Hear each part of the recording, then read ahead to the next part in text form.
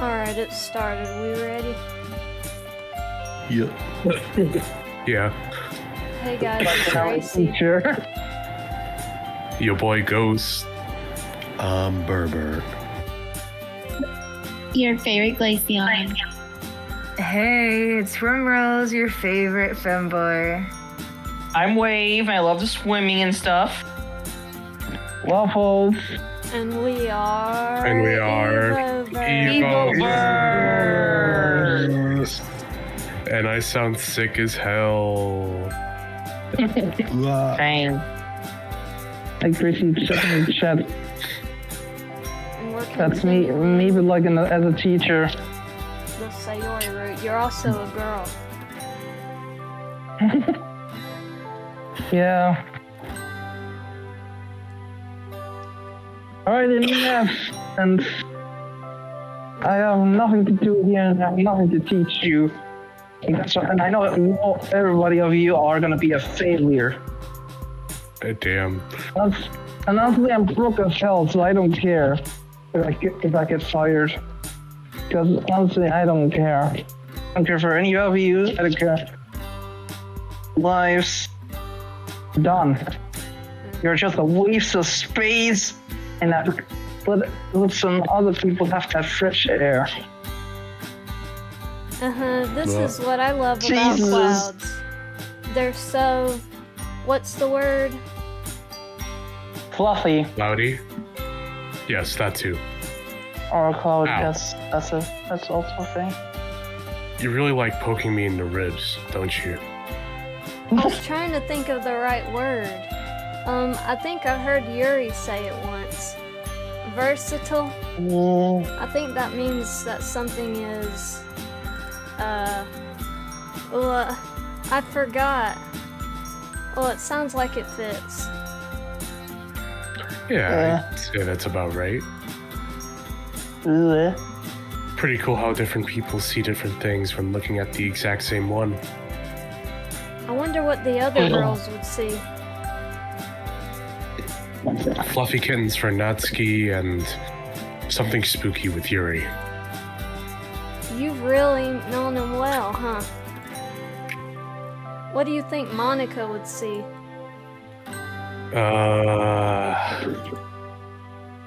A piano? Books?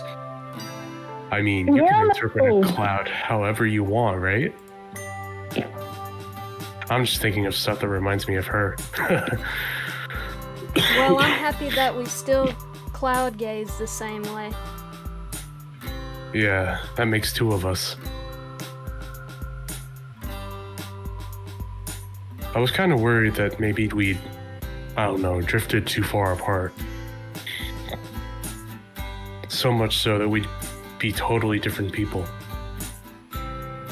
But that doesn't look to be the case. Yeah. By the way, Ghost, I've been meaning to ask you, how are you doing in school?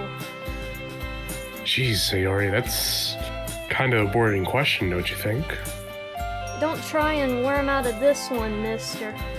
I still worry about you, you know. I just want to know if you're doing fine, that's all. There's nothing to worry about. I'm doing just fine. You sound a bit like Mom. I can't tell if that's a compliment or an insult. A mystery we'll take to our graves, huh? Her subsequent pout makes me chuckle. If I got you a popsicle, would that make you less pouty with me? You think you can change my mood with food, huh? Depends on the flavor. Mental note to self, if Sayori's ever actually annoyed with me, just get her something sweet. Who knows when that information will come in handy later. Foreshadowing? Question mark? The more I think about it, perhaps I was wrong to worry we'd have changed too much. After all, I'm pretty much still the same person. Maybe. 6 or so years isn't that much time, I guess. One thing that hasn't changed is how much she loves to explore and how much her imagination accommodates that. Forests aren't just forests. They're a part of a magical land inhabited by an array of mythical creatures. Beaches aren't just sand and sea. They're a tropical paradise, home to countless happy childhood memories. Searching for crabs, aimlessly splashing in the sea, checking out hidden coves. Sayori could even transform our homes into something they weren't. We used to jump from sofa to sofa, chair to chair, pretending that the floor was lava. That game never got old. And I'm pretty sure every kid on the planet has played it too. You know something, Sayori? She's slightly ahead of me, ducking under a tree branch. We're now in the forest part of the park. I've had a sudden realization as to why your poems are so good. They're not that good. No, seriously. Your imagination has always been super strong. All those games we used to play as children. You were always part of your own little world. And it shows in your poems. I'm glad you picked up on it. Writing poems is half the fun, the other half is showing them to people. Especially when they like what you've written. What's your thought process while you write your poems? Like, how do you write them? I just go with my heart. I guess it's kind of tricky to explain. I think it just depends on my mood. Like, when I wrote Dear Sunshine, I was in a pretty good mood. Or like you were just hungry, given you wrote it while you were eating breakfast. I was in a good mood because I was eating breakfast. Anyway, so with bottles, well, I guess I was thinking about how much I want people to be happy. So that's the answer to your question.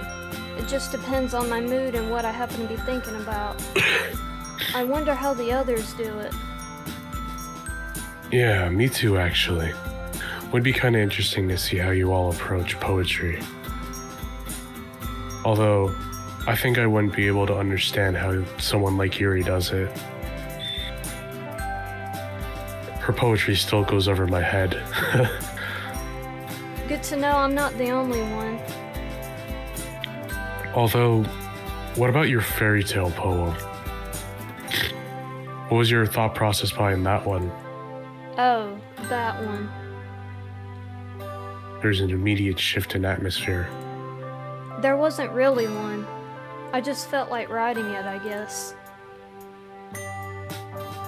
But you said you write your poems based on what you're thinking of or feeling at the time, right? What about you, Ghost? How do you write yours? I should have known she would be a little cagey about that one. Thinking back to her behavior on that Friday, I guess it's to be expected. Just what is it about that poem and her behavior that bothers me so much? Is it because it shows a side of Sayori that's totally new to me? One that I'm not used to? Or because I know there's still something she isn't telling me? Ghost? Huh? Oh, sorry, I was spacing out a little bit. Well, I guess I'm similar to you, I suppose? I just pick a bunch of words that best describe what I'm thinking about and then write a poem based on those. To be honest, I'm not experienced enough to give you a proper answer. I kind of make it up on the spot. But it's worked so far, so I'm not complaining. Sayori pauses, looking around the copse surrounding us. She walks up to a large tree and plants herself down in front of it. I follow suit, resting my back against the sturdy trunk, admiring the soft rays as they penetrate the branches. What you said reminds me of something Monica once told me. Something about if you don't have confidence, just fake it until people believe you do. She turns to face me, a thoughtful expression on her face. Sometimes I wonder if she really is confident, or it's all just a show. I get the feeling that sometimes you can never tell with people. I blink. That was remarkably insightful for Sayori. A more reflective mood seems to have fallen upon her. No idea, to be honest. She seems pretty genuine. I mean, she was like this when I first met her as well, so that would be an awful long time to wear that mask. I wouldn't have expected that sort of question from you, though. Why do you ask? She smiles mischievously. Sometimes it's nice to surprise people. What do you mean? Well, let me ask you, Ghost. If you had to describe me in a few words, which words would you choose?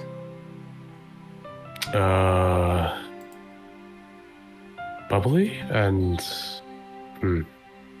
lighthearted and adventurous.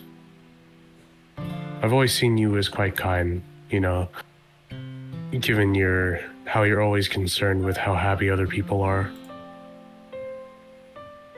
I guess your most definitive trait is your happiness. Like, you always seem so cheerful, at ease with the world. I kind of wish I could be like that sometimes. Although, from what I've picked up on, just like everyone else, you still feel down from time to time. Right? She looks on ahead, a faraway look on her face. It's not exactly sad, but there's a certain air of, what? Wonder? Nostalgia? See, that's what I mean. Everyone picks up on those things you mentioned, but they find me asking this question a bit. Unlike me, if you get what I'm saying. I guess it's because of how I act in the literature club. Aside from with my poetry, I never really talk about deeper things or things that aren't just aimlessly happy. I guess I don't want to bother people with that sort of stuff. Bother them? Why would it bother them, Sayori? Well, maybe that isn't the right word. Sorry, I've never really been that good at expressing myself in person. It's much better to do it in a poem. It's okay. I've never been really good at it either. A lot of the time I like to think about the past and how things used to be. I told Natsuki about this. She giggles softly. And Natsuki thinks I live in the past. But I don't think there's anything wrong with that, do you? Nah, if you're happy, what's the issue?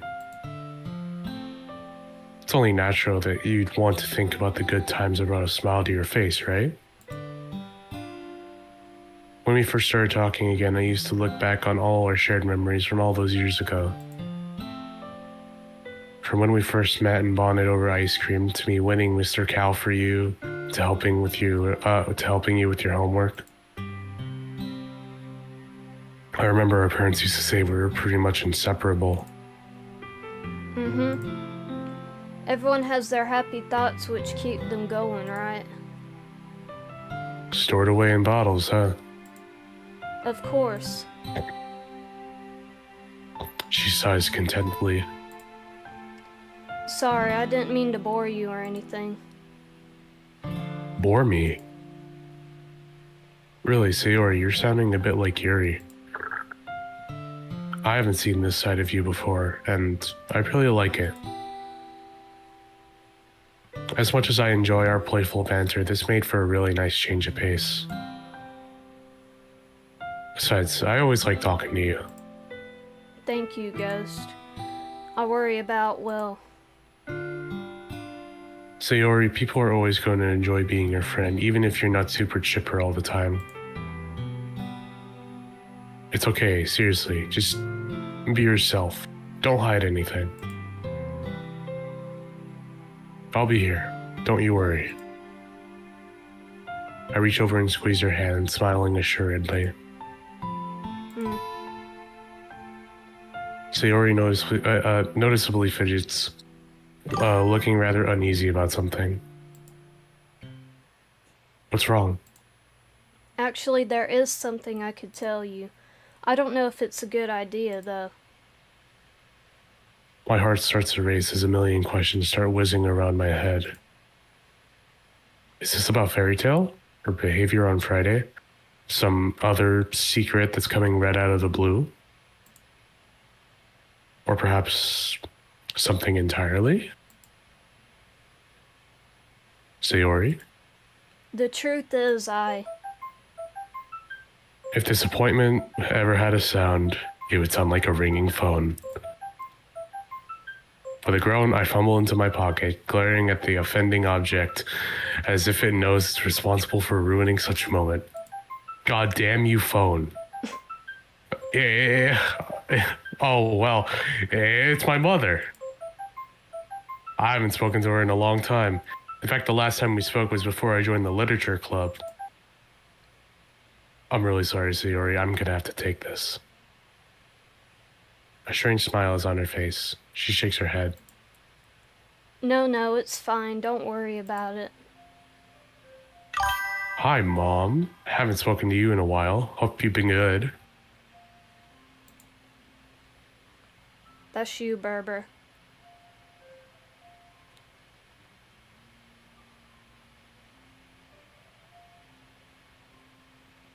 Berber? Berber? Oh, hello, people in the chat.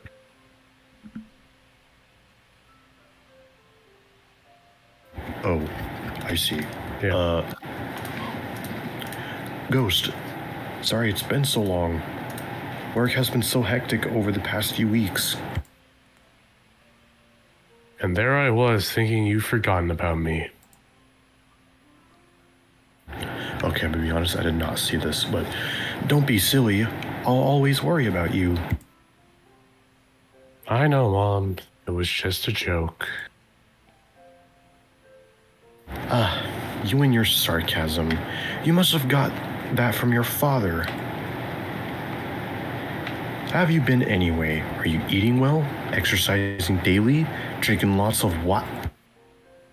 Whoa, slow down. I've been doing just fine. I've actually joined a club. Oh, wow. That's wonderful. What kind of club is it? Literature, funnily enough. Poems and stuff. Sayori told me about it as she's the vice president. I hope you stick with it. Yeah, I don't think the girls would forgive me if I left. Girls, you said. Oh no. Uh-oh. Yeah. Anyway, now is not really a good time as I'm just chilling with Sayori. You know, at that park you used to always take us to.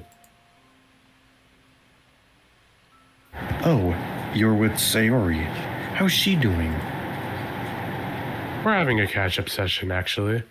She's not changed too much. Anyway, can I call you back later? Kind of cutting her off right now. Of course. I have the evening off, so we can talk then, okay? Sure thing. Before I go, you are remembering to eat, right? Oh my god. I roll my eyes before realizing she can't see that. Yes, Mom, of course I'm remembering to eat. What am I, going on a fast or something? Or do you think I'm 5? I can see Sayori giggling out of the corner of my eyes. If I were you, I'd be more concerned about Sayori. Oh wait, there's more chats. Good evening to you, Deaton. It's going good. Though I'm sick, as you can probably hear. Lazy girl can't even get out of bed. Damn. I grin as I see her laugh turn into a childish frown.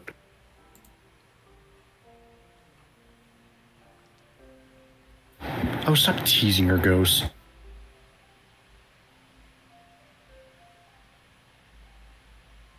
You're so mean to her sometimes. Jeez, you sound like her. Anyway, gotta go. Talk to you later, okay? Love you.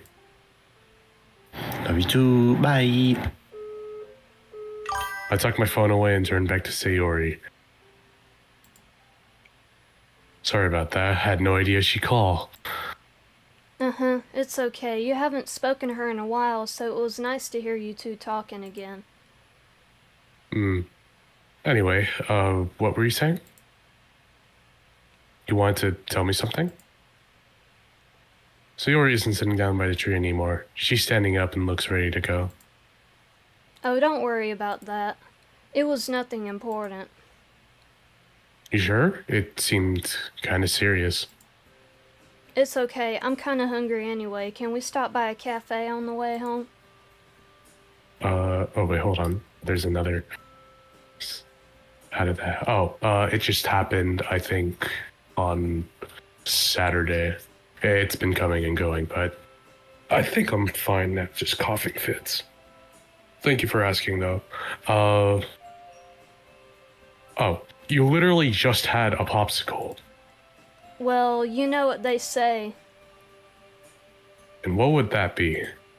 The fridge is a clear example of what matters is on the inside. I stare at her. What does that even have to do with anything? It's about food. You know what, let's just go and get whatever you want. We'll be here for a while if I try to understand what goes on in Sayori's head. One tasty lunchtime meal later, and Sayori's appetite is finally sated. It's getting to the late afternoon at this point. Hey, Sayori. Not that I didn't enjoy today, but I think I'm gonna have to call it there. There's a mountain of homework that I haven't even started that's due on Monday, and I don't think Sakurai's gonna be happy with me if it's late. Her face still has traces of chocolate all over it. She hastily attempts to wipe it off. Oh, that's okay. I probably should do the same. We've reached my house. Okay, well, I'll see you on Monday then. Have a good one. She waves cheerily. Bye, Ghost. Thanks again for today. No worries. Sorry I ruined it with the phone call. You didn't, it's okay. I wish I could spend the rest of the day with her, but unfortunately, my procrastination has caught up with me.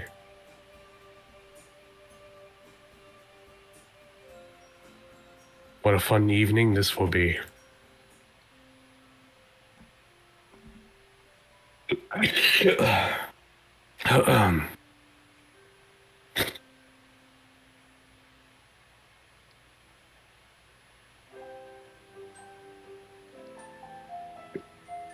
Yeah, Act 2. The Past, present, and future.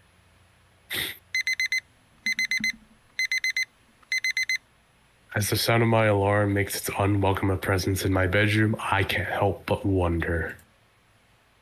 Do I even need an education? Yes.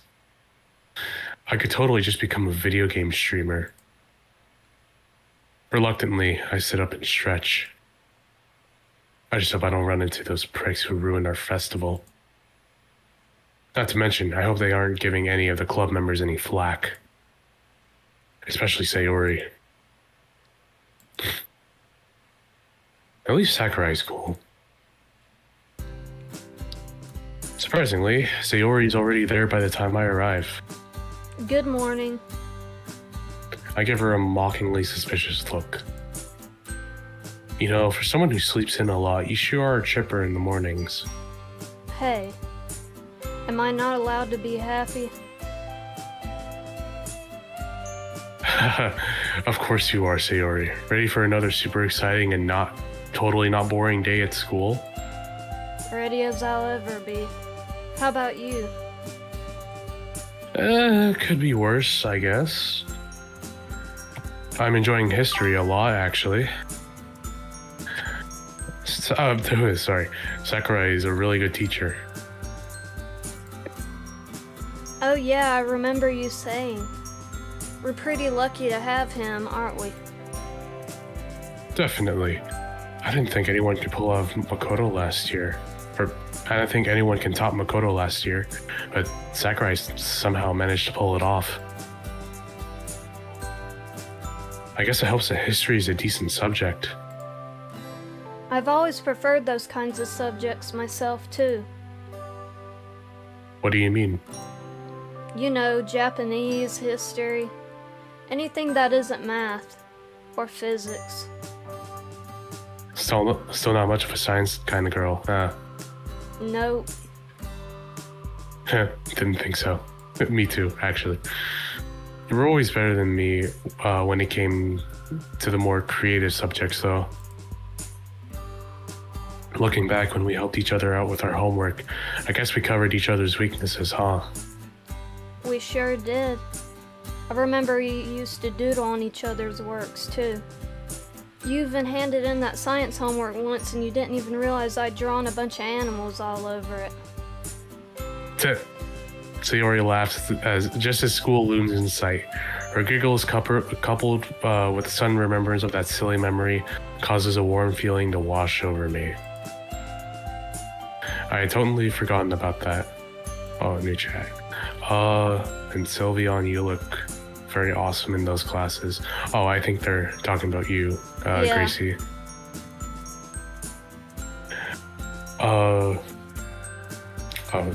My science teacher, on the other hand, well, let's just say he didn't expect a bunch of cats, rabbits, and dogs to be on that worksheet. Well, we were learning about evolution, so I guess you drawing all those animals was fitting, huh? Of course, it totally wasn't me just getting my revenge from you pulling that planet's prank. Oh, that was something I'll never forget. You mean the Uranus joke? The fact that Sayori couldn't help but giggle when she hears the name is testimony to how she's truly a child at heart.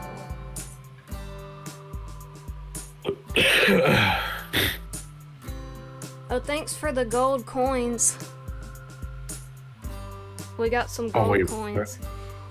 Hell yeah, we got some doubloons.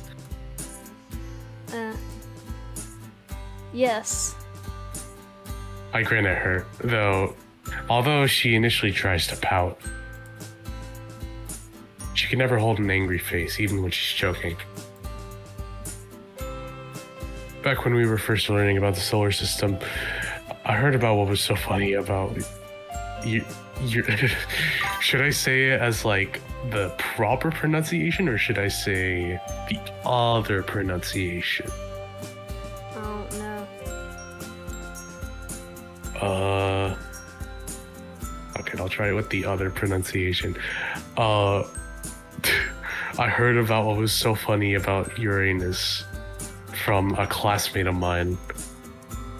Sayori, being blissfully ignorant at the time, asked me what was so funny about the planet's name.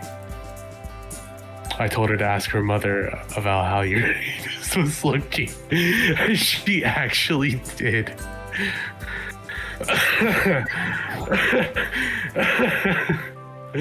Distinctly, I can remember being in utter hysterics when her mother was both parts confused and stern with her daughter for apparently asking such a rude question.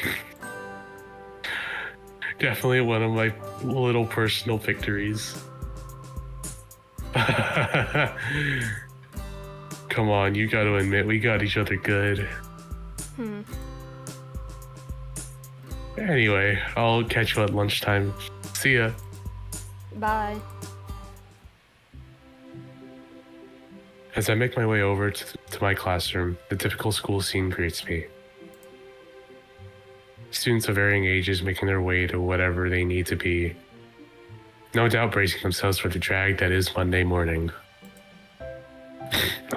The sounds of chattering and laughter fill the atmosphere as I spot a few familiar faces.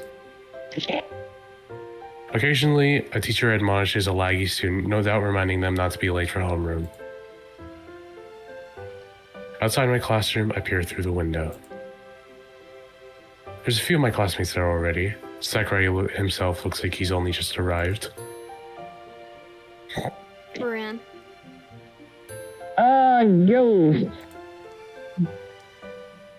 Good morning. How was your weekend?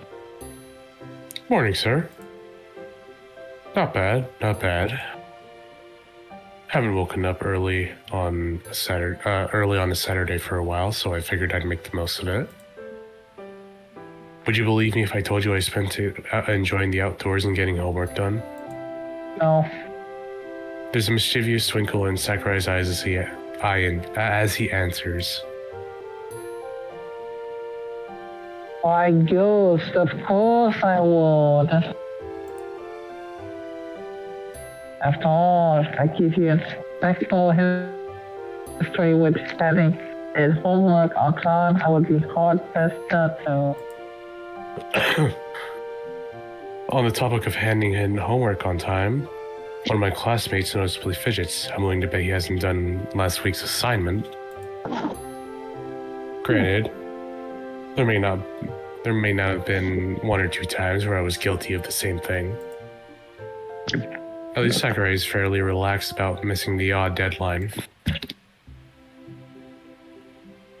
I check the clock hanging on the wall. It's almost time to start, and a few last-minute stragglers hurriedly make their way in. Most people are here at this point. Sayori is sitting by his desk, a pen between his fingers, and that thoughtful look on his face.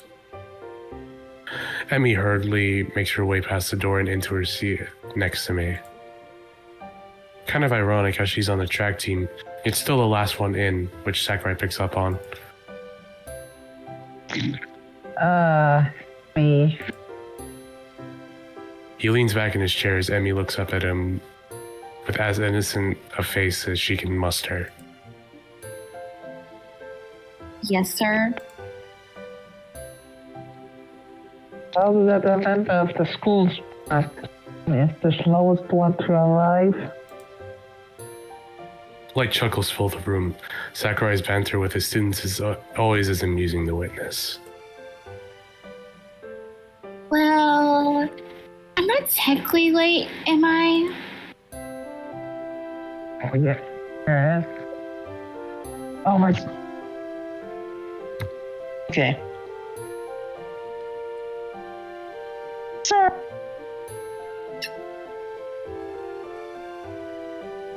Oh. Ren. God. I already did, didn't I? I tried to sound like a girl, okay? I'm good, I'm sorry. I laughed. See? In the class rep is on my side. Come on, sweet. Have to respecting authority.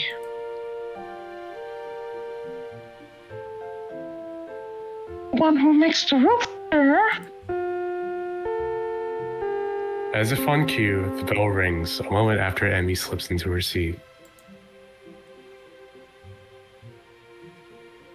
Can I get pretty close?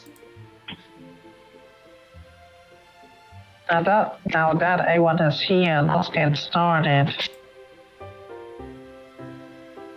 Now believe me when I say that the First World War is one of the most interesting things you'll ever study in school.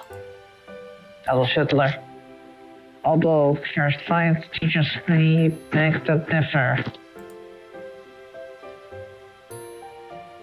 So conflict involving nations from all across the world, continent, with soldiers as well as civilians involved in fighting, truly changed the geopolitical climate for many of the continents involved. As he talks, his trademark enthusiasm shines through. It's almost like he was born to be a teacher. Now, can anyone tell me the year it start bonus points if you can explain how to get? If not, you're a failure. If anyone asks, no bonus points does not mean exception to homework for a week. You all will be a failure. I can't help but smile to myself after hearing the mixture of groans and laughs from the class. Maybe Monday morning won't be so boring after all. The rest of the lesson passes by fairly quickly, and before I know it, it's lunchtime.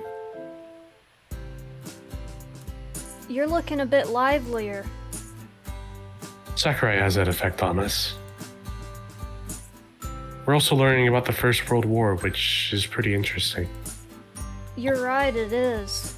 Although it's so sad thinking about all those soldiers who died. In such horrible ways, too. For sure. They were hoping it would be a war to end all wars. Yet 20 years later, they were at it again. The sequel. Anyway, how was your morning? What subject did you have? Physics. In the morning. Ghost, it's so unfair. We should have a subject I enjoy on a Monday morning. Sleeping isn't the subject, though. Hey, I like Japanese too, you know. Japanese, history, even stuff like English. The subjects where I can express myself a bit more. You know, given how you're in a literature club, it all makes sense now.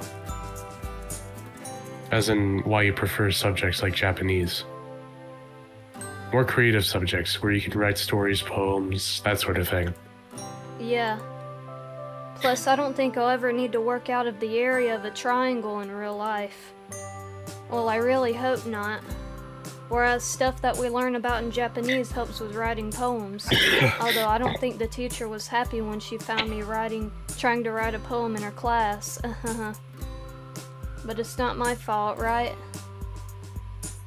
She looks at me with puppy dog eyes, and in that moment, it hits me with just how adorable Sayori can be.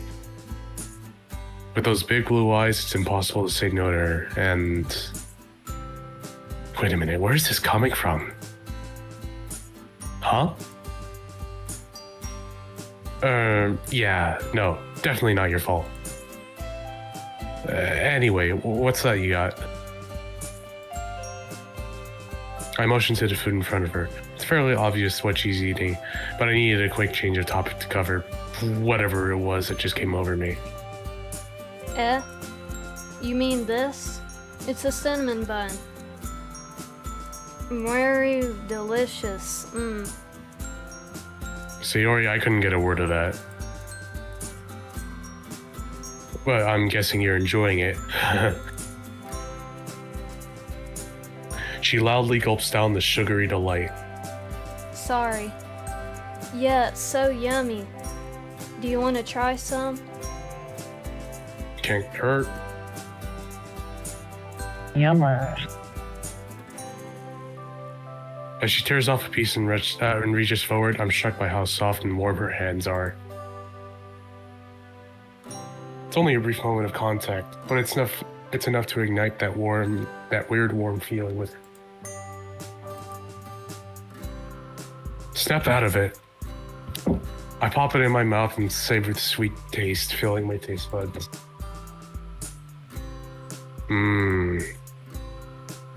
Remind me to get some of my own. I'm planning on snacking on these during class this afternoon. Tactically. That's Sorry, one my way bad. of getting me through a boring school day. Well, if it works, it works. Tactically is crazy though.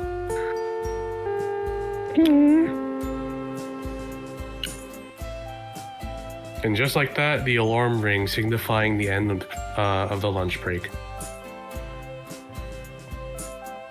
Back to it, I guess. Waving goodbye to Sayori, we make our respective ways back to our classrooms.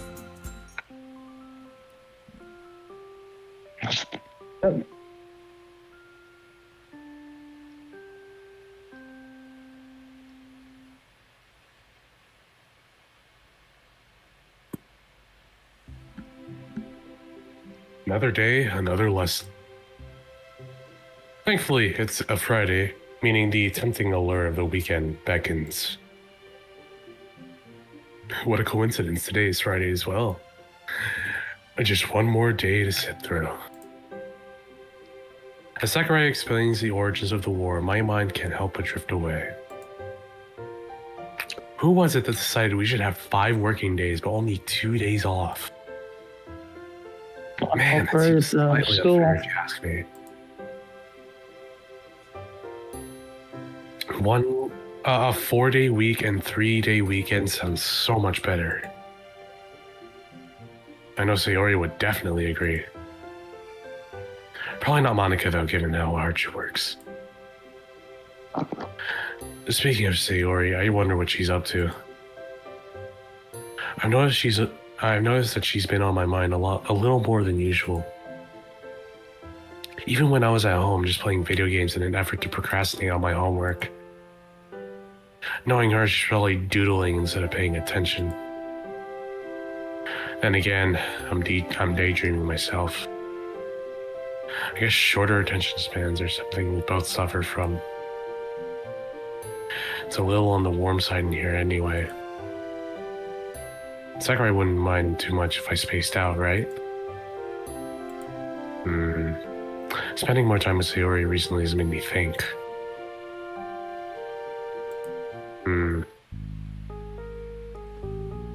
Wait, who's gonna be the dad? Rin. Who's gonna be the daddy?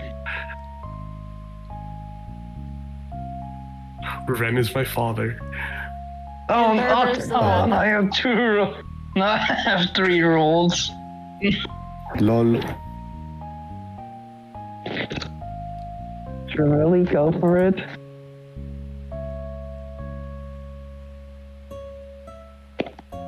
Screw it. Don't run too far ahead. Sorry, Daddy. I just want to play. Who's the mother? Berber. I think Berber. This is Such so a ball gay. of energy, aren't you?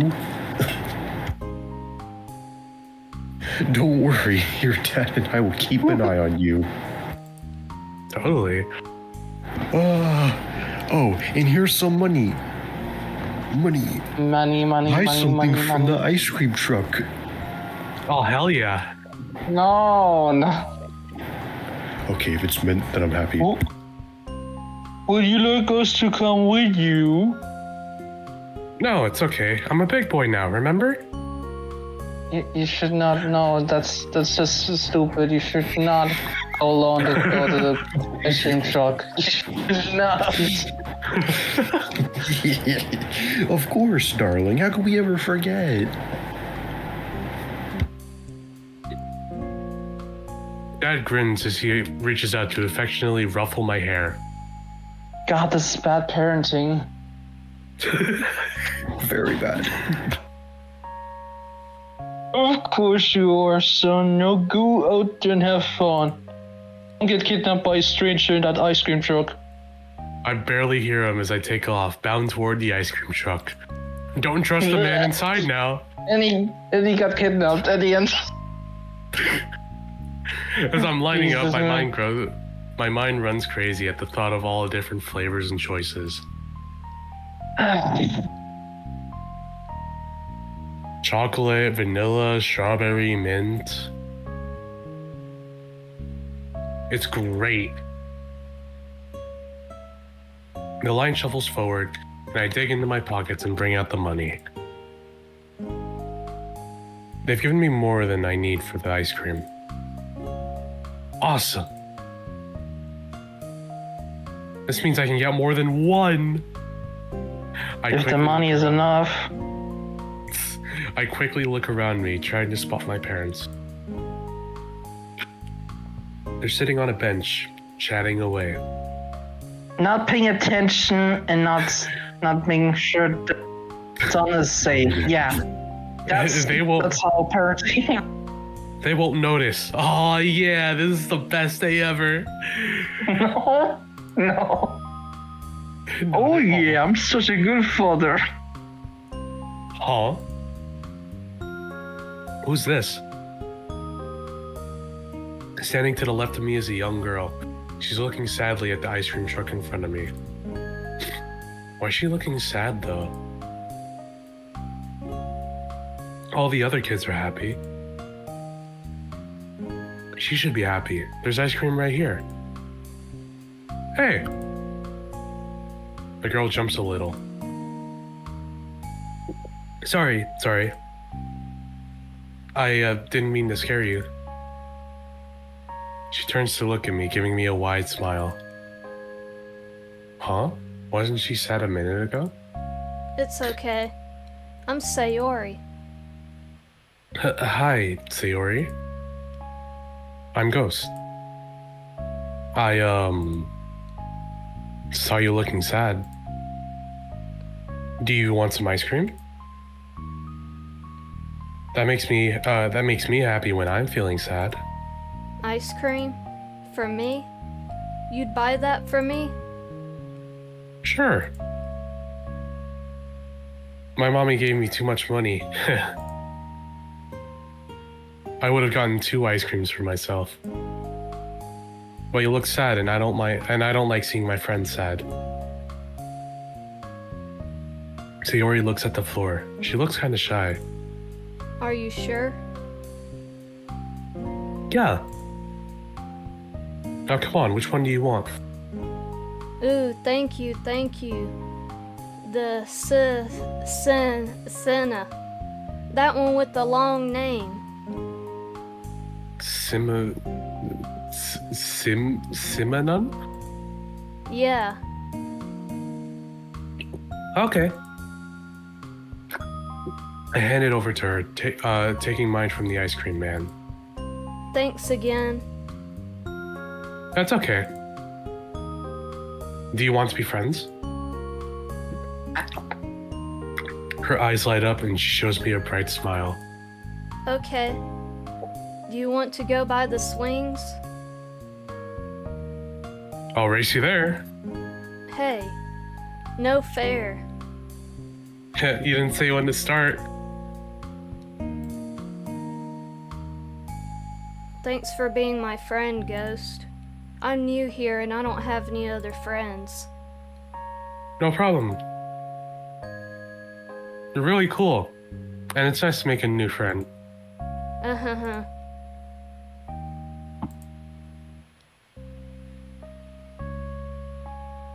Who's that?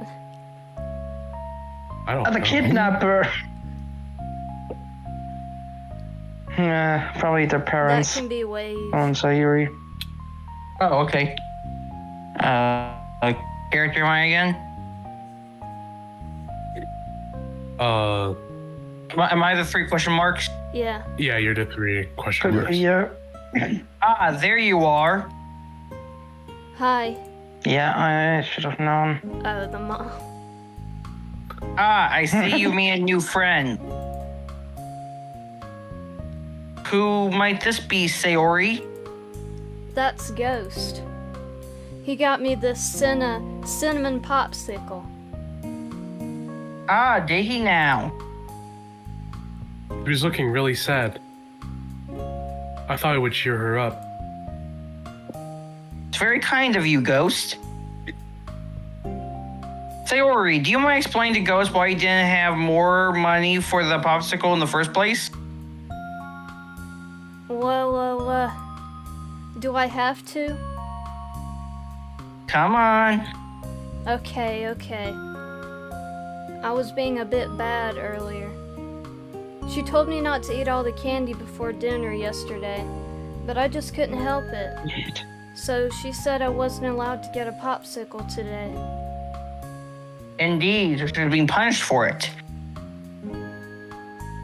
Oh no. Is she angry at me? I'm sorry. I didn't know that she was in trouble. Although I'm glad I made a new friend, Sayori. Huh? She laughed softly. Man, Sayori really looks like her. Don't you worry, Ghost. You were very kind. And it already looks like you two are great friends already. It's okay. Phew. Okay. Ghost! Huh? What? With a sudden jolt of reality, I realize I'm back in the present. Given the way Sakurai is looking at me, he clearly noticed me dozing off. Oops. Going to assume you fell asleep because you stayed up late doing some reading about the war. Yes, sir. Of course. Excellent. Then you'll be able to answer this next question without any difficulty. I gulp. Yeah, he got me in a trap there. Let's hope it's not too reasonable. Can you explain to me how Great Britain got involved in the war? Okay, this one I actually know. I vaguely remember Sakurai talking about this yesterday. Luckily, I'm able to answer his question satisfactorily. After what feels like an eternity, a wry smile appears on his face. That late night study session really paid off, it seems. Oh, sorry. Oh, sorry. It's my bad. He shoots me a knowing smile. I weakly grin back. That was close. Luckily, by the time I woke up, most of the class has already passed. Nice clutch. Just how long was I out for? Anyway, as the bell's about to ring, I figured I should really finish my lesson before it rings for one. Even though I'm confident that you would rather learn about the intricacies of the war than go to learn. As if by a stroke of fate, Sakurai's stomach rumbles. Holy hell, I can't talk. Me neither. He wearily rubs his face and laughs dejectedly. Well, if that is an example of Deus Ex Machina, Deus Ex Machina. then I don't. I cannot read that. I don't know what it is. A smattering of laughter fills the room. Class dismissed, one of failures. Go now, and away you go. Everyone begins packing away their things and heading for the door, no doubt eager to refuel after the morning session. Ghost, a word if you will. Oh, damn. Why do I get the feeling this is to do with me falling asleep? As the last student flies out, I gingerly approach Sakurai's desk, a hint of resignation in my gait. Don't worry, there's no need to look so worried. You're not in trouble or anything like that. You had me scared, sir. I think every student dreads hearing those words. Can we have a word? Or can you see me after class? If it's any consolation, Ghost, you'll still fear those words even after graduation. Yeah, I can make everyone fear for me. Oh. Mischief at university, sir? No, that would be telling. Anyway, I'm getting a little sidetracked. I just want to know how you were getting on in class. With the course, that is. Hope you're behaving, you son of a bitch. Damn. Okay. Oh, well, it's going pretty well, I'd say. History is one of my favorite subjects, and World War I is an interesting topic. Plus, your teaching style sits really well with me. Yeah, then we'll be doing World War II. And I'm sorry for sleeping in class. I know it was a little disrespectful, but I just had a late night. There's a knowing look in Sakura's eyes as he dismissively waves away my apology. Not to worry, Ghost. I know high school can be trying period, especially when you have a lot of going. Besides, you answered my question, so it's fair to assume you at least have some idea what I'm talking about. I can't help but grin at him. With the friendly, understanding aura he emanates, sometimes you forget he's a teacher. Our farming. Although if you could try and refrain from falling asleep again, that will be much appreciated. Stop staying awake. Stop staying awake at night. It's not good. Sleep. Although his tone remains light and friendly, there's an edge of sternness to his voice. I can very certainly be, and more edgy than that. I guess it must be pretty disheartening as a teacher if one of your students falls asleep in your class. Oh, yeah, of course. Won't happen again, sir. Good. I hope it doesn't. Well, I just want to check up on you. You're doing well, so I'm satisfied. For now. Don't let me know if that changes. If it does, I'm kicking you out. I'll be happy to assist where I can. No, I shouldn't be denying you your well-earned lunch break. Thanks. Have a good one too, sir. With a nod, he dismisses me and returns to his desk. As I make my way to the courtyard, I notice Yuri sitting by herself, lost in a book.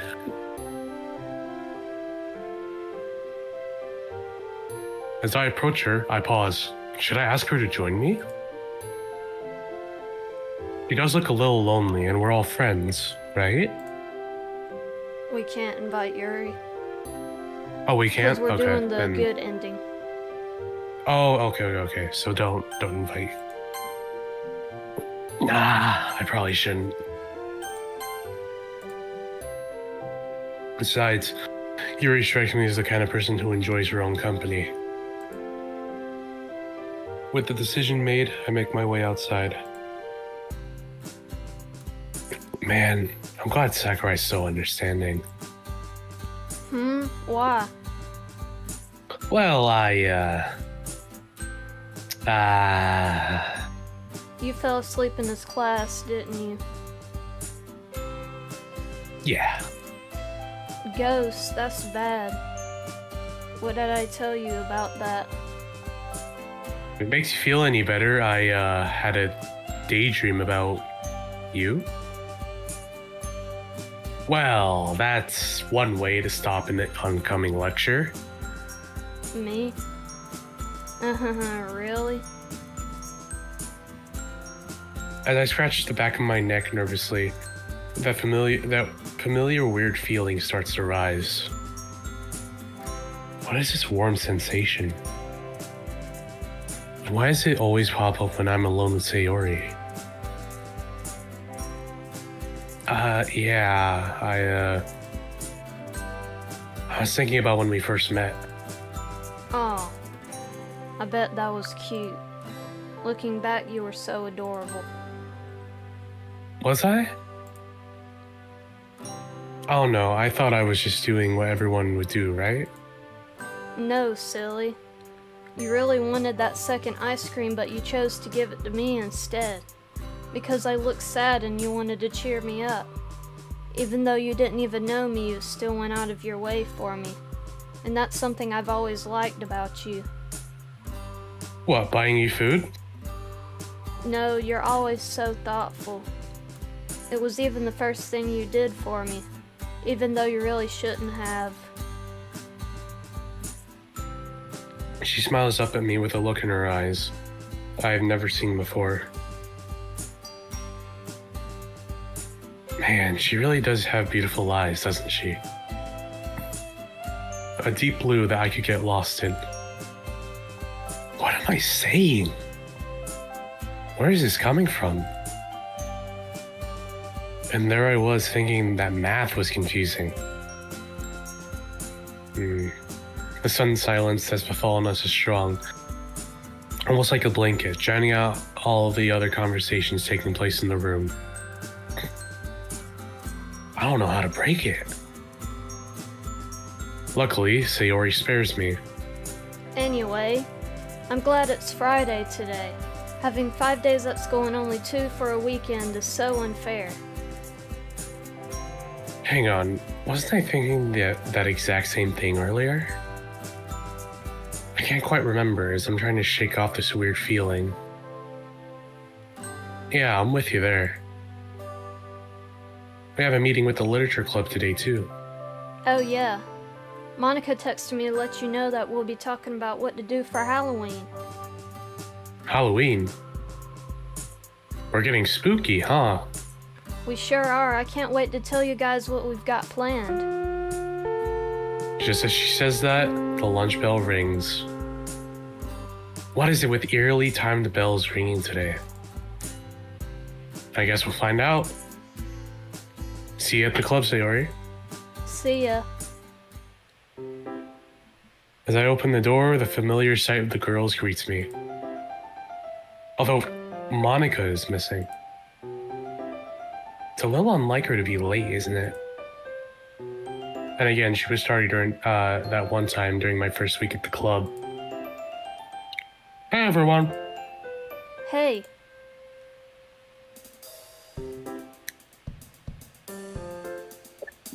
Hi. The girls have pushed a few desks together and are sitting in a row, with Sayori on the left, you're in the middle, and Natsuki on the right. I warily flop next to Sayori. Hello, Ghost. How are your last few classes? About as fun as the last few classes on Friday could ever be.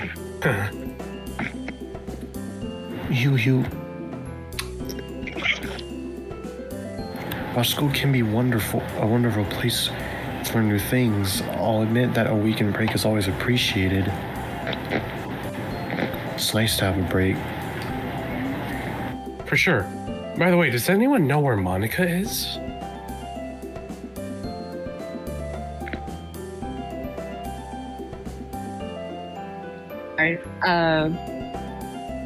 We're just talking about that.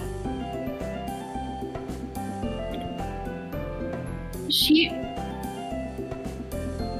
the one who set this meet up. Yeah, she's late for it. She rolls her eyes. I bet she's playing the piano or coming back from tennis.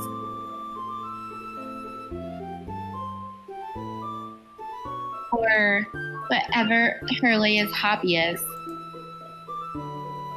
As she says that, the door opens and Monica comes bursting in, an apologetic look on her face. What happened to Primrose? He left because Monica was gonna be in it. I give me Monica if needed. Yeah, I'm about to say, she's right here.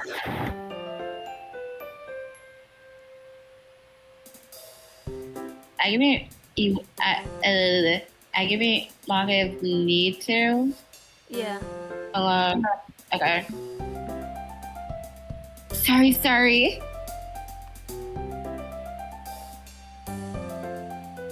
I'll keep this brief. I'll keep this one brief. Don't worry.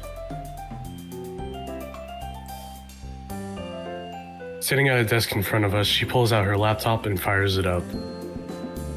Her silence as the machine whirs to life, along with a slight anticipation. Unfortunately, there's still a trace of tension in the air, undoubtedly stemming from everyone's memory of the festival. It's not particularly prominent. The club still has a laid-back, cozy aura, but there's just enough to serve as an uncomfortable reminder. I guess I was naive to think something so serious would get brushed over so soon. Especially the argument between Natsuki and Monica. Nonetheless, Monica, with all her charms as a confident leader, is quick to move things along. Okay, everyone. So, as you guys know, Halloween is coming up.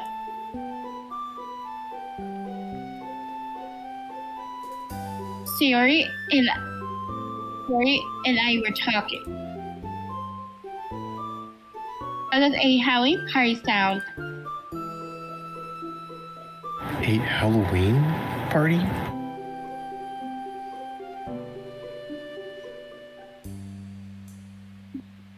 I didn't think you were much of a party girl, Maka. No, not that kind of party. I mean, if we held a little event here in the school. Yeah, we could share scary stories, dress up, that sort of thing. Oh, heck no. Yeah, that sort of thing. Sayori, give me that idea. We could all write a horror-themed poems in the spirit of Halloween. As expected, Yuri's eyes light up. Natsuki, on the other hand, doesn't look as convinced. Scary poems? Nah, it's not really my kind of thing. So, see it as an opportunity to try something new and grow as a poet.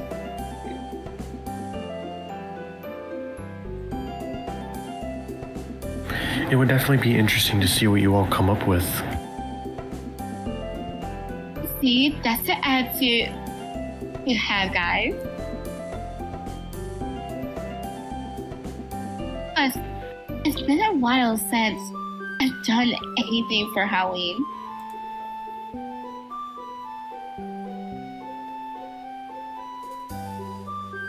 It was fairly, I guessed it at first, but Sayori can be pretty persuasive.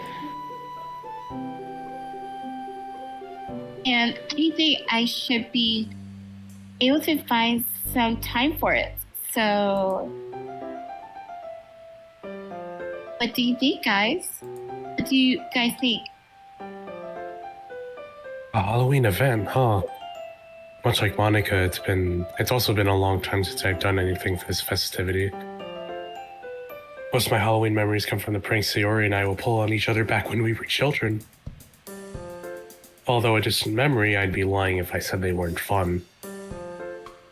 Yeah, sounds cool to me. I'm in.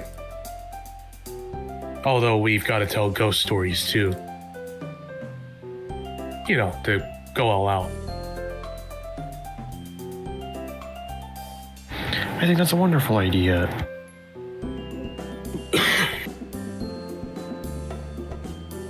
Of course you would. Of course you would, Yuri. Yeah, okay. I get to scare the crap out of you with my scary stories. I'm down. Yay, it'll be fun, guys. I have just one question, though. Oh no. You said we'd hold the event here in the school. Assuming we would do it while it's dark, wouldn't the school be closed? Yeah, that's a good point, actually. Unless we did it at one of our houses. I don't know if we'd have the room though. Unless you planned on like breaking into school after hours. Well,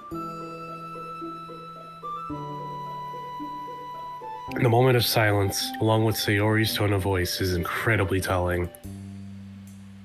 No way. You honestly let Sayori talk you into that, Monica?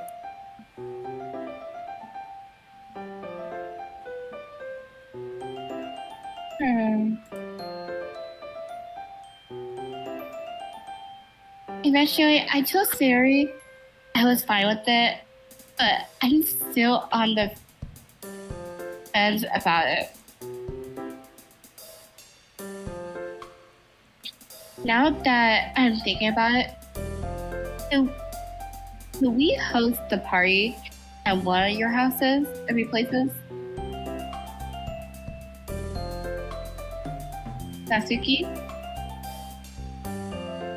No! It's a pretty cool idea to break into school.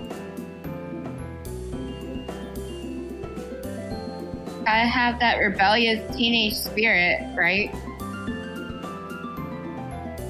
But what if we get caught? We get in so much trouble. Sorry, Yuri, but I'm with Natsuki here.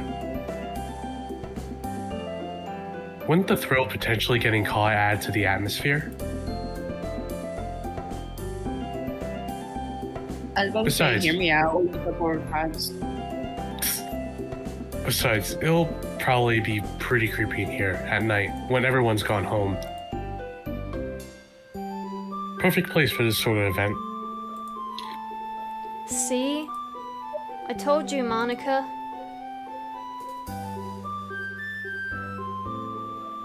Well, I was just surprised at how willing you were to break some major rules, Sayori.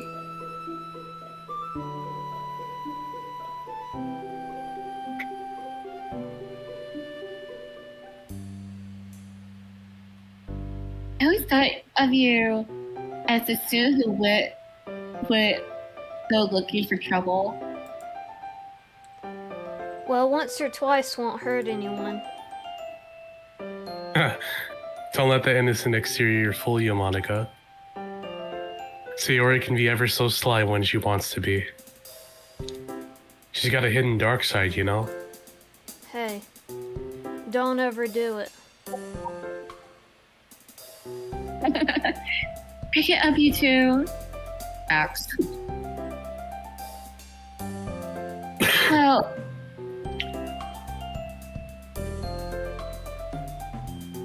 Well, now that been settled, we can sort out some decorations for the room. Ghost, please can we carve some pumpkins? I sigh. As long as you don't accidentally drop one on my foot again. I'll try.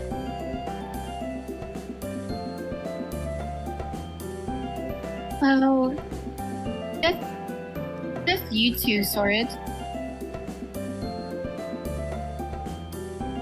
How about you, Natsuki? I could bake some cupcakes or some cookies. Put some Halloween stuff on them, like spiders or whatever. They look awesome. And you can bet they taste as good as they look. Yes. You're the best, Natsuki. These, all it takes is some mention of cupcake, doesn't it? Yours are so good, though. So I am the best. And how about you? How about you, Yuri?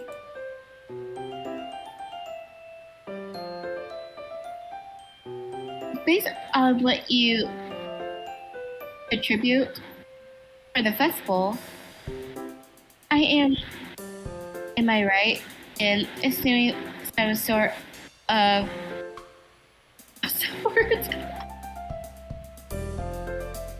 Other one I got.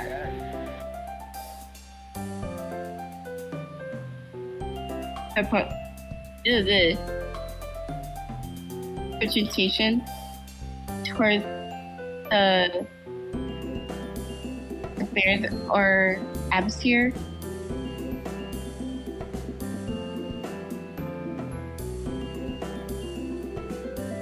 Oh, sorry. Yuri closes her eyes, clearly in thought. I've come to appreciate how Yuri is someone who really thinks before she speaks.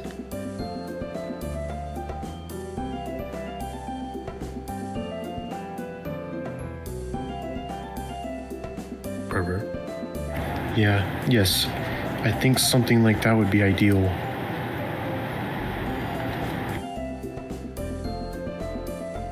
I'll let you know the finer details once I've settled on something, if that's alright. Of course. Well then, on that note, I think that's everything.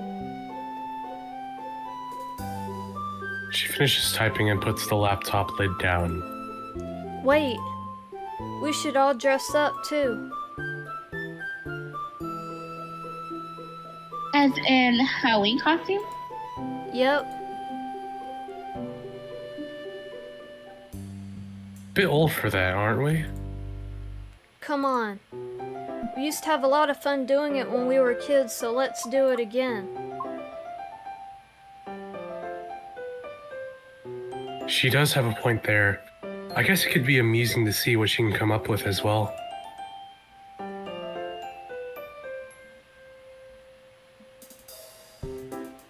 Would we be able to come in as anything? As long as it's to do with Halloween, sure.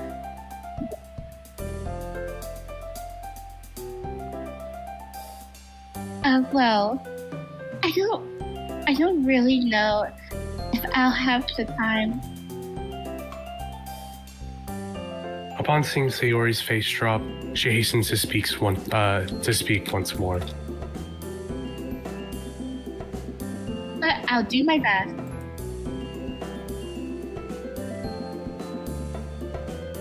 Yeah, I'm in too. Looks like I'll have to get creative as well.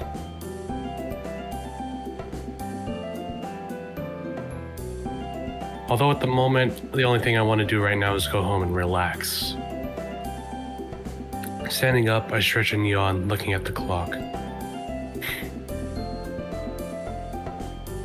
Anyway, I'll call the club meeting here. No homes today, sorry.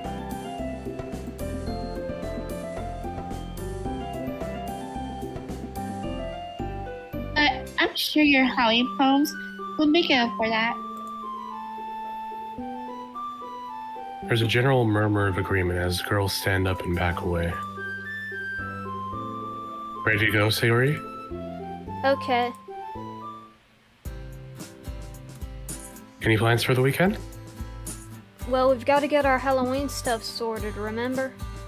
So let's head to town and get the pumpkins and things ready. Seeing as you're lazy, I'll let you sleep in and pick you up from your house instead of us meeting at mine. Hey, it's not like I can help it, you know. Anyway, let's meet at noon, okay? Sounds good. See you then. As she turns around and heads inside, I can almost feel my own home beckoning. It's a wonderful weekend feeling.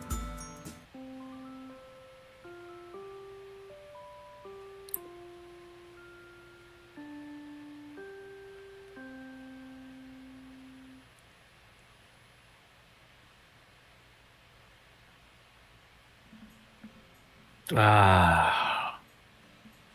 That was perhaps the most satisfying night's sleep I've had in a while. What time is it? Wow, it's 10:30? For me, that's super early. This is the second Saturday in a row I've woken up before noon. Am I slowly shedding my vampiric traits?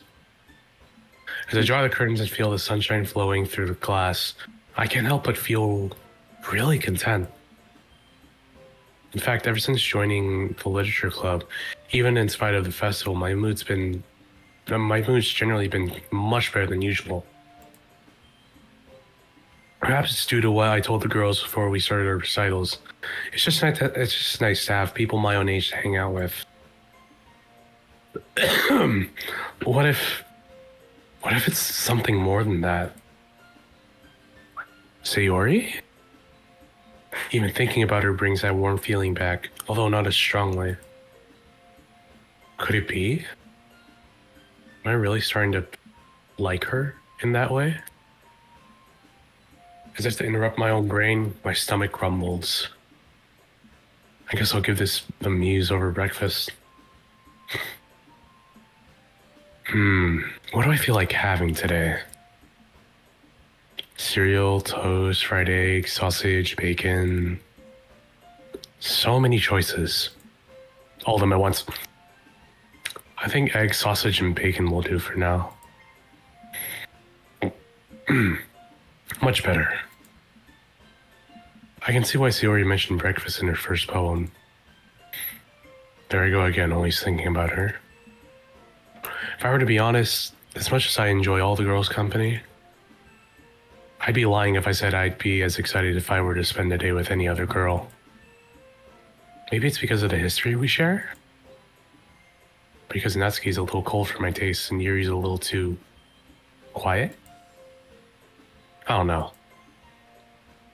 Since day one, I've always been comfortable talking to Sayori. And that's never changed. I swear, I read somewhere that if you go years without talking to a friend, then when you finally do reconnect, if you're able to get along like nothing ever happened, then it's a sign of a true friendship. Or I'm just looking into this too much. Feelings. And there was me thinking that the stuff we do in math is hard to get your head around. One thing that never changes is Sayori's inability to get up on time. 5 minutes pass and I grow impatient. Fishing out my phone, I shoot her a text. It's noon, you lazy girl. We got pumpkins to carve, remember? Minutes tick by without a response. Sayori? At this rate, I'd probably have more of a two-way conversation with a mime. Man, how creepy must I look aimlessly standing outside her house. With a sigh, I open the gate and head to her house. We're really gonna have to work on her sleeping patterns. I always knew she could be a little lazy, but this is getting annoying. Sayori? It's me. Sorry, I didn't want to wait outside. Are you, dressed? If I strain my ears, I can faintly pick up the sound of her voice. She's not replying to me, though it looks like she's talking to herself. I can't quite pick up what she's saying from this distance. Probably sleep talking, and knowing her, sleep talking about food. I'm nearing the end of my patience. Okay, that was your last chance. If you're getting changed or anything, you can't be mad at me. Man, her room is a mess. And Sayori herself is tucked away in the mess of pillows, blankets, and the duvet that covers her bed. There's a swathe of hair that's fallen into her mouth, and she's drooling slightly. She's curled up into a ball with her arms hugging herself. It's a strangely adorable sight, but I feel bad in having to wake her. As I draw closer, I can finally make out what she's saying. And to my dismay, it's nothing wholesome at all. It sounds like she's softly whimpering to herself, and I can spot glistening wet trails down her cheek. Seeing Sayori cry is a sight I wish I'd never had to see.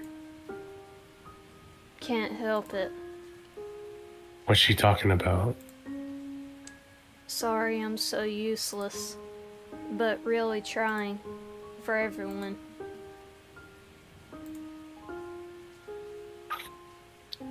She flips over restlessly, a sob accompanying the movement. But it's so hard, so tiring. Don't want to do anymore. No, please, someone, anyone. I know, selfish. Sayori.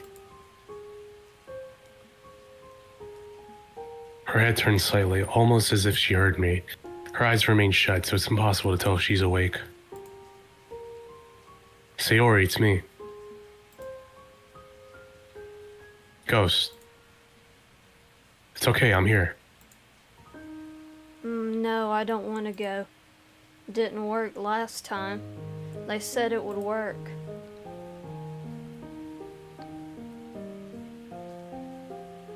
Fresh sobs fill the room as she cries harder. Her voice breaks completely as tears drip down her face.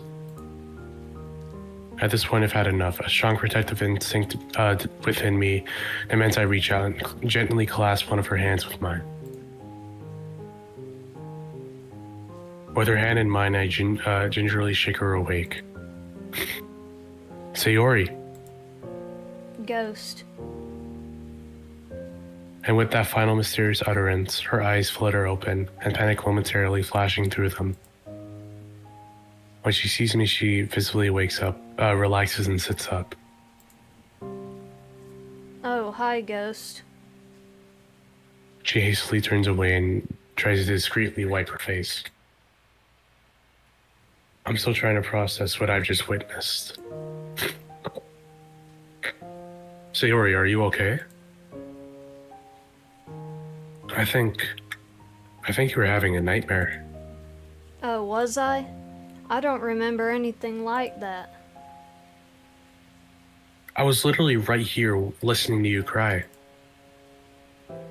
Of course you had a nightmare. You said some really concerning stuff. She anxiously bites her lip as she replies. I'm sorry. I didn't mean to make you worry. You seriously need to stop thinking that you're a burden. It's my job to be concerned about you.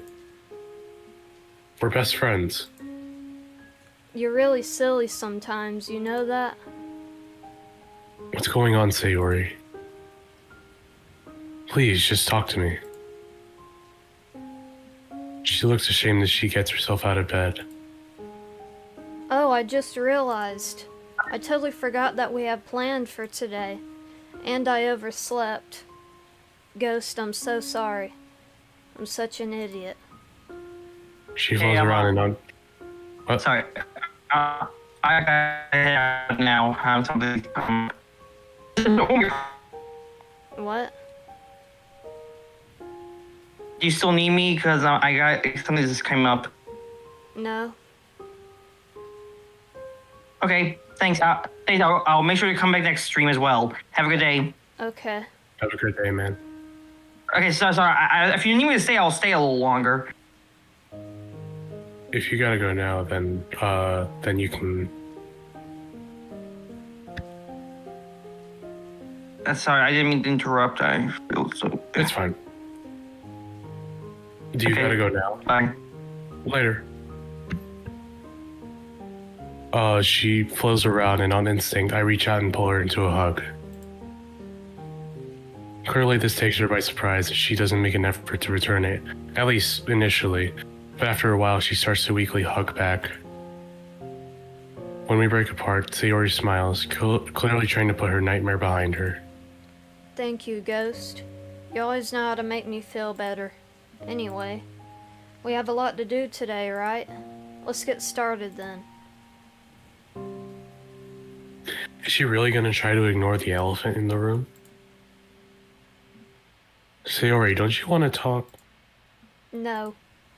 Sorry, I just really don't want to talk about it if that's okay. Another glimpse of this concerning side you worked so hard to pass off. And yet, there they are again. Those walls I can never get through. But... Ghost, please? It's nothing. Everyone has nightmares. She seized on my moment of silence. Anyway, you can just give me a moment to get dressed. Then we can start getting spooky. With a sign of resignation, I leave and close the door behind me. We can get some pumpkins from the supermarket. You've got a knife at home, right? Yeah. So what kind of things should we carve into them? Bats, skulls, all those cheesy Halloween things, right? It's tempting to not answer. To give Sayori a taste of her own medicine. I don't think she's aware of just how frustrating this is. But then again, do I really want this to ruin the day? Sayori's clearly trying to put it past us. As much as I want to know what's going on, she's not really in any mood to divulge. And bringing it up now would probably ruin the mood and day for both of us. Besides, I can't really stay angry at her. Her general bubbly persona is so infectious. Only someone without a heart could be immune to it. I begrudgingly smile. Or spiders. I forgot how much you're terrified of them. Oh, come on, like you're any better. I am. Okay, maybe with the big ones. Even though Halloween isn't as largely celebrated here, at least compared to Western countries, shops still have a decorative effort. All the cheesy cliche Halloween decorations can be seen on both the exterior and interior of the shop. Luckily for us, all the pumpkins are right at the front. Wow. These are huge. Which means we have more space to make some awesome decorations, don't you think? Her eyes meet mine, and the cheerful enthusiasm is still bouncing around in them. Yeah, good thinking. Let's get these through. Oh, do you mind if I grab some food for later? Yeah, sure. What were you thinking? Pizza. Not exactly the healthiest of choices, is it? Hey, I don't see you chomping on salad, you know. Can't dispute that. But in all seriousness, Sayori, maybe you should try something that isn't just junk food. I worry about you sometimes, you know? I know. You don't need to, though. I'll make more of an effort soon, I promise. Alright, fine. Pizza it is. But only if I get a slice. Or two. Deal. In an attempt to display my masculine bravado, I volunteered to carry all three of the pumpkins. In hindsight, given how much my arms are screaming at me, I immediately regret this decision. I can't believe you didn't let me carry any of them. You're so silly sometimes. There's no sweat, Sayori. No sweat at all. Don't drop them, don't drop them, don't drop them. Uh-huh. What? That pumpkin is shaped like your head. I swear to God, I will throw one of these at you. You wouldn't dare. Besides, I don't think you'd be able to lift it high enough. I hate how true that is. Sayori 1, Ghost 0. It's so unfair. You're taking advantage of the poor situation I'm in. Not not true. If I recall correctly, you're the one who insisted on carrying these. She adopts a comedic, super low male voice.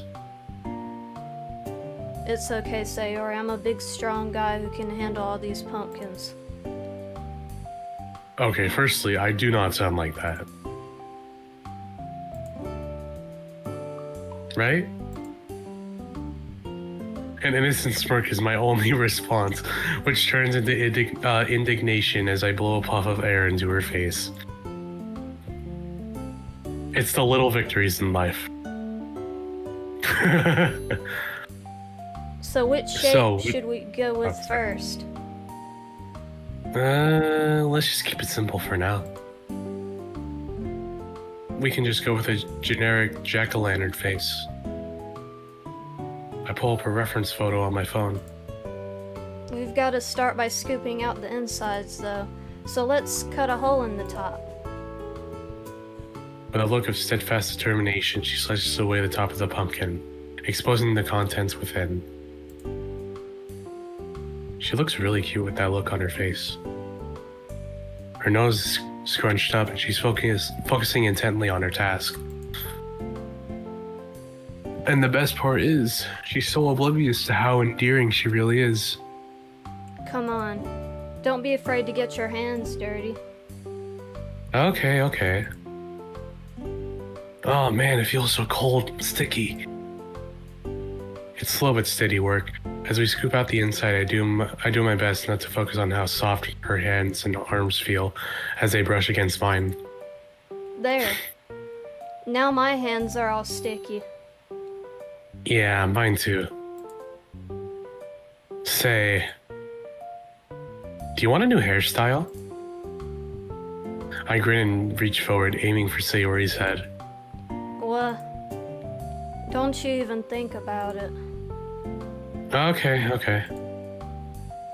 I won't. I hold my hands up as a sign of peace.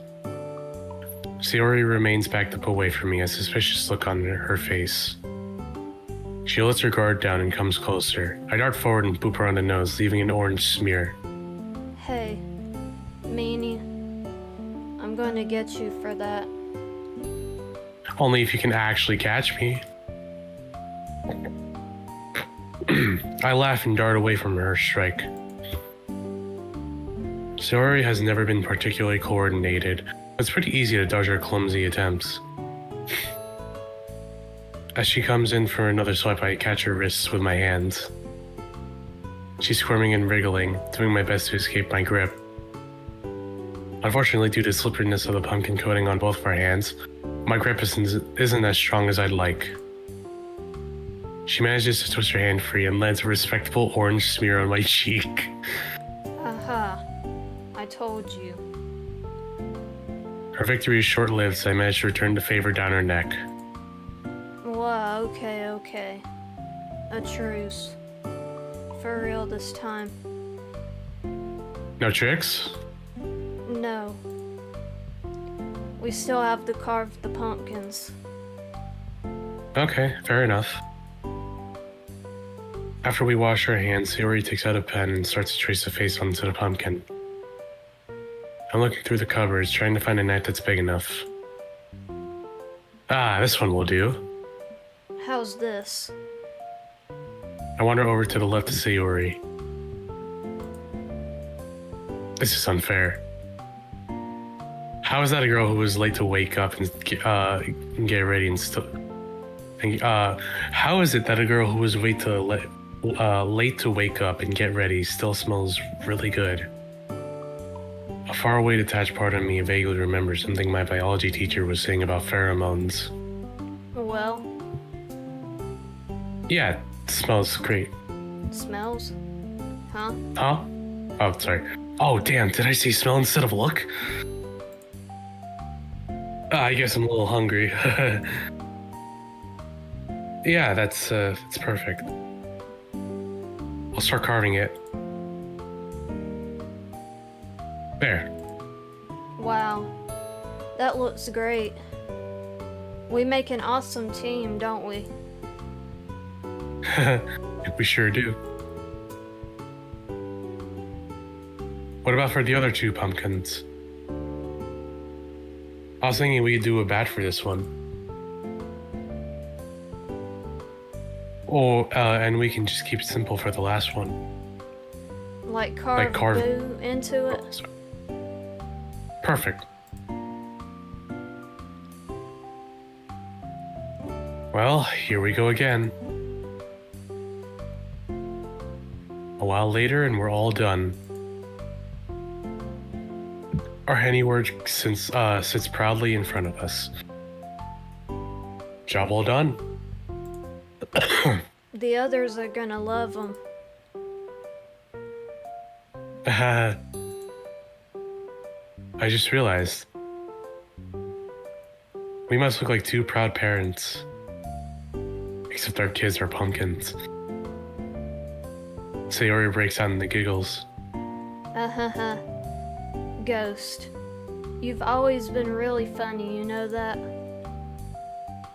One of these days, I'll learn how to take a compliment from the opposite gender. Especially when it comes to someone I think I'm starting to fall in love with. Unfortunately, that day is not today. As I feel my cheeks heat up, I'd be very surprised if Sayori didn't pick up on it. Anyway, I've had a lot of fun today. Sadly, I've got a lot of homework to get on with, so I'm gonna have to go. But I'll take a pumpkin with me. Anyway, I'll see you on Monday. Oh, and look, I know you're concerned about me, about what happened earlier, but please just try not to worry too much or anything. I'll try and tell you when I'm comfortable, okay? Hope you enjoy the rest of your weekend. With a click, the door closes behind me. I don't get much time to stew over the day's events, though, as my phone blurs to life. It's my mother. Hi, Ghost. How have you been doing?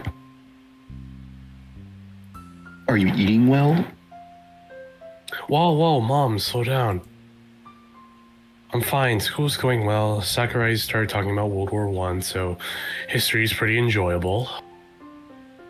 About the eating parts, how are things on your end? Stressful. I want to come home and see you, but I've been feeling ever so guilty about being away. Nah, it's fine, seriously. Since joining the club, that lonely feeling has pretty much disappeared. Plus, Sayori and I are hanging out a lot, so it's nice to have some regular contact with her again. Oh yes, that club of yours. You said it was a literature club, right? Mm-hmm. Oh, well that should mean your grades for Japanese will be fantastic, right? It's definitely helping. And the other club members? Yeah, we get along pretty well. One girl is really shy, the other's kind of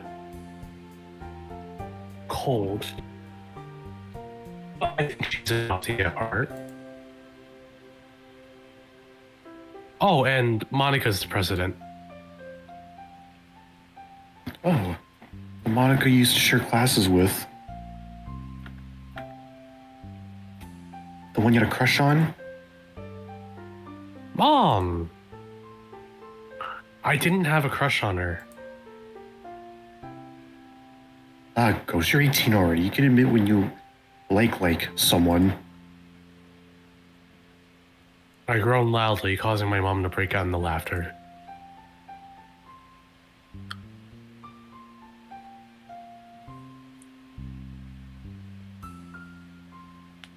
So being around Sayori again,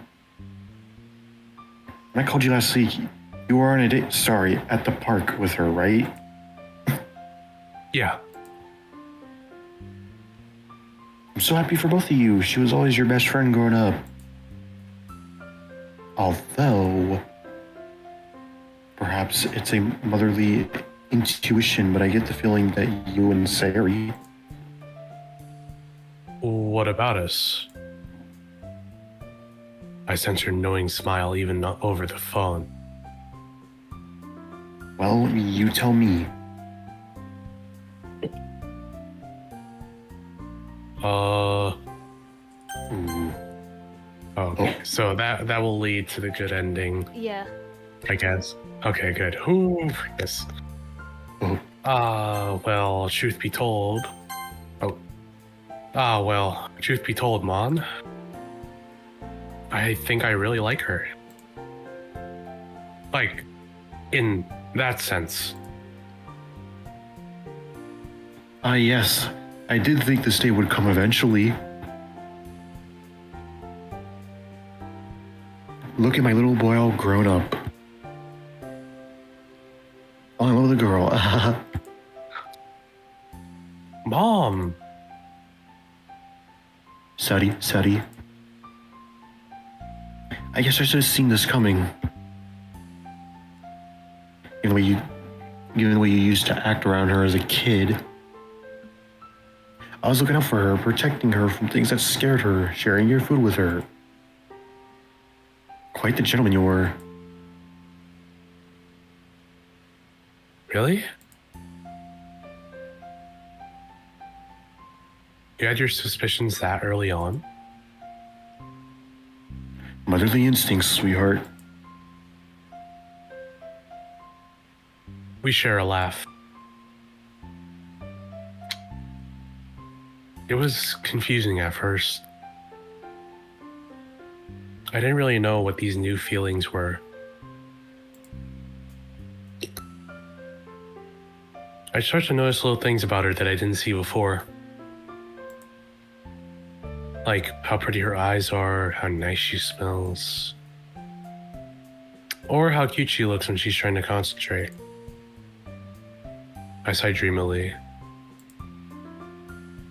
Yeah, I'll admit it. She's got me good. So what's holding you back? Well, I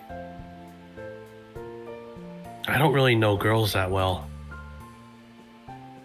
How am I supposed to know if she likes me back?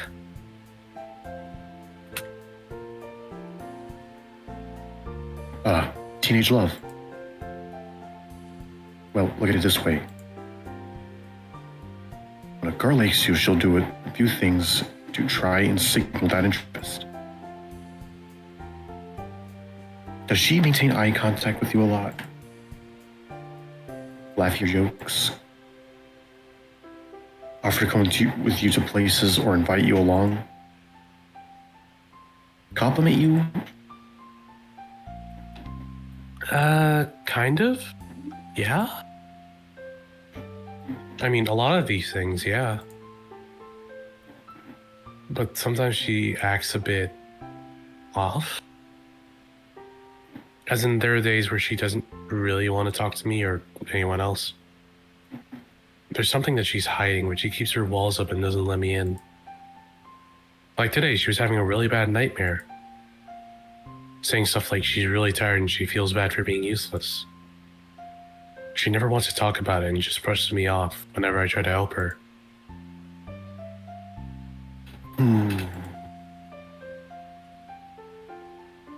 Well, there was a long gap in your history together.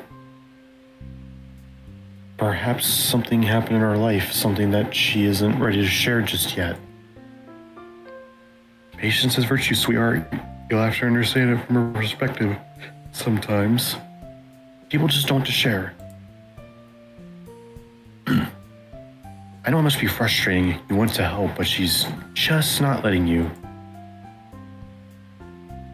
Yeah.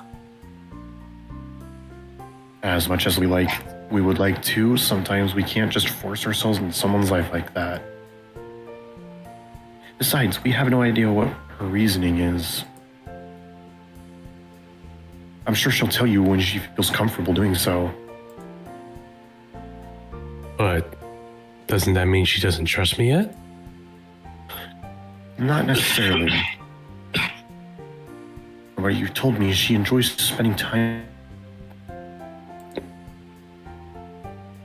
She certainly does trust you, just not in that level just yet. It'll come in time. Anyway, unfortunately, I have to go. A lot of work to be done still. It was lovely talking to you again, Sayori. And keep me updated on the series situation, especially if anything major pops up. Okay? Sure thing, Mom. And thanks, your advice has been really helpful. You're very welcome, darling. Bye. Beep. With both my mother and Sayori gone, the room feels strangely empty. As I meander upstairs into my room and flop on my chair, my mother's words echo in my mind. Maybe Sayori does like me too then. Huh. Well, even if she does, what am I meant to do? Am I meant to make the first move? Ask her to a date or be my girlfriend? Although we've been hanging out, just us two, isn't that already technically a date? God. I don't know. I think I'll just see how the next couple of weeks go and not push anything. Primarily because I don't know what I'm doing. With a weary sigh, I boot up my computer. There's no way I'll be able to get any homework done with all this on my mind. Video games should be a nice way to relax. It's Halloween coming up, so let's pick a horror game. This one looks tempting. Third-person survival horror, police detective nightmare simulation. This will do fine. Wait, that sounds familiar. I think bro might actually be playing Resident Evil 2.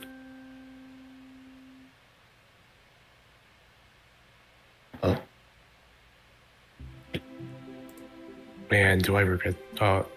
I knew it would be a bad idea. I knew I'd struggle staying awake. In ways more than one, I really am my worst enemy. Wearily, I pull myself back to the land of the living, determined to make an effort to pay attention to Sakurai. Would anyone care to give me a brief recap of the events that took place at the start of the war? That's right, don't all line up at once. I grin at him, marveling at how his humor is possibly the only thing keeping me awake. I hope he doesn't ask me, though. It's hard enough staying awake, let alone actively contribute. Luckily, she already spares me from that possibility, giving him a perfect answer. Well explained. Your teacher definitely deserves a pay raise. He chuckles to himself. I do deserve a raise. Hang on. Well, I paid attention for a couple minutes. Does that mean I'm entitled to a nap? Right? No. Aww. Hey, Ghost. Yeah? She looks shyly at the ground. Do you think we'll be friends forever? What do you mean? Like, we're pretty young and we've been friends for a while. When we move to junior high school, we'll still be friends, right? And even when we move to high school. Hey, Sayori. Where's this coming from? Of course we'll be. You're my best friend, and I always enjoy hanging out with you. You're my best friend too, Ghost. You've always been really nice to me. I just don't want to lose that. Sayori, you're being so silly. I know. I have an idea. Something that means we'll always be friends. Oh, what? We should get married. Married? But isn't that what grown-ups do? Yeah, but we're 8 now. That's a pretty big number. No, it's not. Let's be real. Anyway, what do you think? If we're married, does that mean we'll be friends forever? I think so, yeah.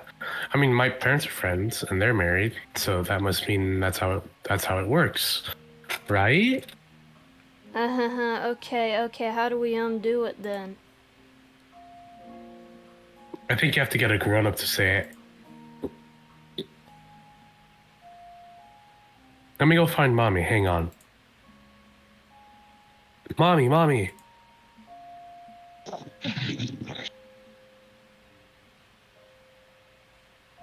There's Star. What's up? Me and Sayori are getting married. Marriage, eh? My mind, that's really mature of you two. She smiles fondly at us both. Oh, you two are so cute together. But being married isn't easy, you know.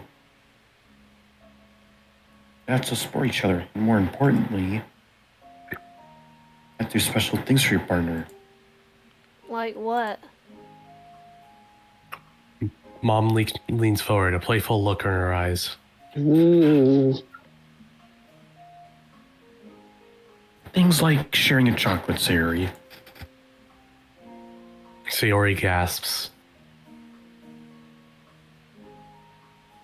Do you think you could do that?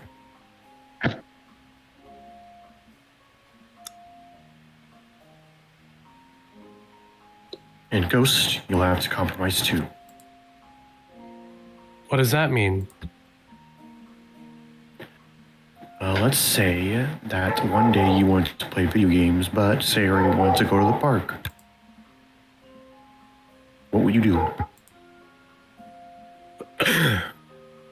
Easy. We go outside first, then come in and play. Come on, Mommy. This marriage stuff is so easy. Mom chuckles to herself. Oh, if it were that easy. Well, you're clearly ready then. Yeah, that's what I thought. We'll be best friends forever. Even in 50 years? Even in 50, 100. Wait, that's a big number, right? With a start, I'm jolted back to the present. Wait the fuck up. This isn't the kind of history I expected to learn about when I started this class. Man, where did it all go wrong? Deep down, it went wrong. We used to be inseparable. Best friends until the end, no matter what. I know we're talking and getting along these days, but there were a few good years where we had no contact. And she said she loves being around me, and she didn't want to lose what we had. Even though she probably felt as strange as we began to drift. As Sakurai talks, an uncomfortable feeling of guilt bubbles up within me. But we're friends now, right? There's no sense lamenting on the past. Now everyone over your textbooks, take a note. Warfare. I want you to write on the line just what it was. How it worked and how both sides tried to break out of it. Well, it looks like I can't get away with just sitting idly listening in the background anymore. After a while, the bell rings. The usual stampede occurs, with students eager to head to lunch. Get out of here. As I'm making my way over to the courtyard, I spot Natsuki. Hey Natsuki, how are you doing? Oh, it's you. I'm alright, I guess. There's an awkward moment of silence. A given, I suppose, as one of my first times talking to Natsuki one-on-one. Looking forward to the Halloween party?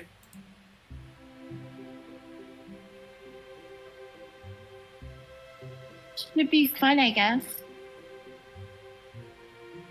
By the way, I don't suppose you've seen Sayori, have you? Don't you guys walk around the school together? Yeah, but she wasn't there this morning and wouldn't reply to my text, so I ended up walking alone.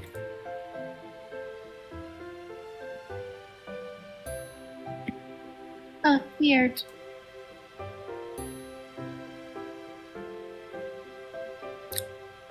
Nah, I haven't seen her. I'll tell you if I see her.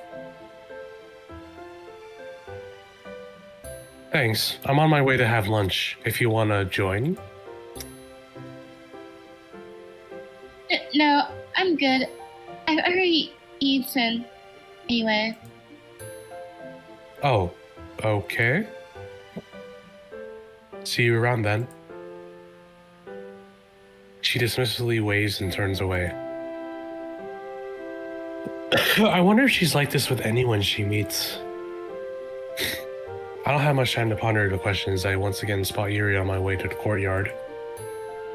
With Sayori absent, I don't really feel like sitting alone. Hey, Yuri. She jumps, instinctively looking around.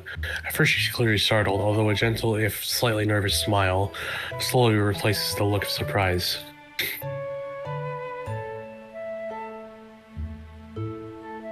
Ah, Ghost. Sorry, I didn't expect you. I'll stop being a ninja one day, I promise. She laughs softly, closing her book and pulling out a box of food.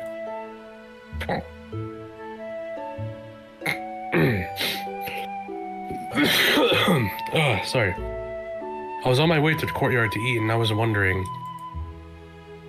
would you like to join me? Me? Are you sure? Yeah, why not? Well, if you're sure. By the way, I couldn't help but notice that Sayori isn't with you. Oh, I was gonna ask you about her. Have you seen her around by any chance? Can't say I have. I would have thought you knew where she was. Of all people. Yeah, I know. She wasn't there in the morning, so we didn't walk to school together. She's not answering my calls either. That's a little strange. Maybe she isn't feeling well? Maybe. Sensing my disquiet, Yuri makes a tentative step and lean in the conversation. Anyway, how are you finding school? I'm alright, I guess. Could be better, could be worse. History's going well though. Sakurai makes the lessons really interesting. Yes. Certainly one of my favorite teachers. I've always found that an enthusiastic teacher really makes a world of a difference when it comes to lessons.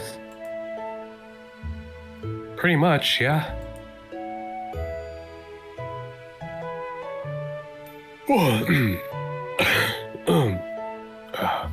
I've been meaning to ask you something actually. Yes?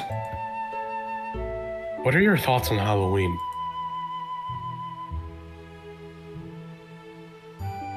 You know, given you like horror so much.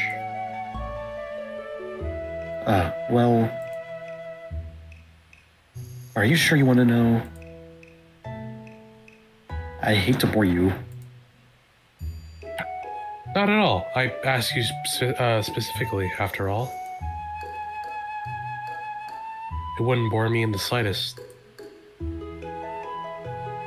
Well, to be truthful,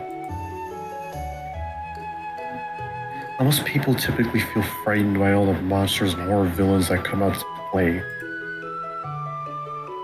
I mean, ironically enough, makes me feel safer.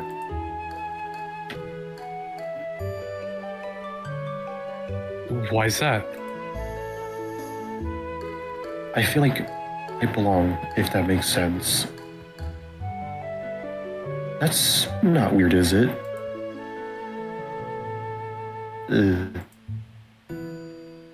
Yuri, seriously, you don't have to worry about it. I'm not gonna make fun of you or anything, I promise. What do you mean by belong? Well, it's a day where most people get into the spirit of horror. If only for one day, it's a day where the macabre becomes a norm. I get a sense of belonging from it, because Halloween is typically comprised of horror stories, movies, etc. Although I'm not much of a fan of commercialism, it detracts a little from Halloween's actual meaning. Oh, you mean all the cheesy bats, spiders, skeletons hanging up in stores? Precisely. Yeah, that's understandable. I'll admit, I'm not huge on horror, but Halloween's always been fun.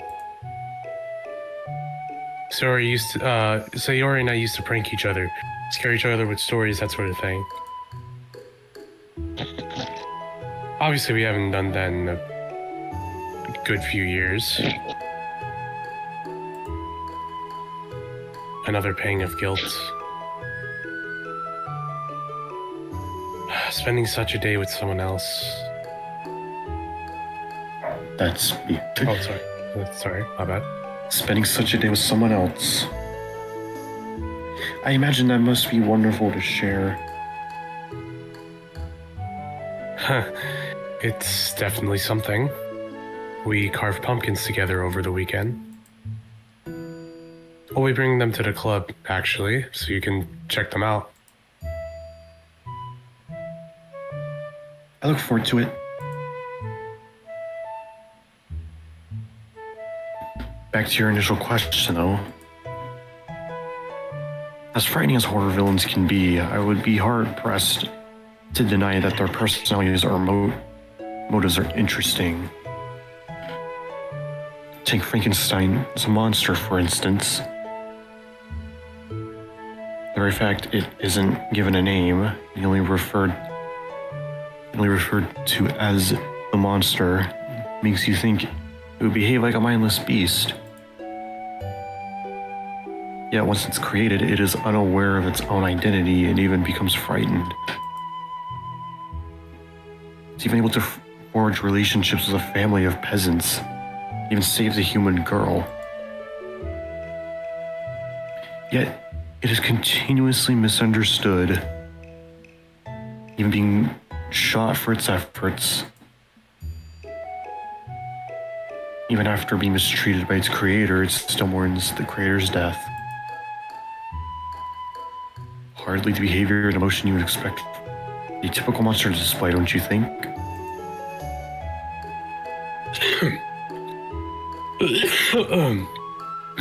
Well, I can always count on Yuri for a thought-provoking discussion, that's for sure. When you put it like that, I can definitely see what you mean.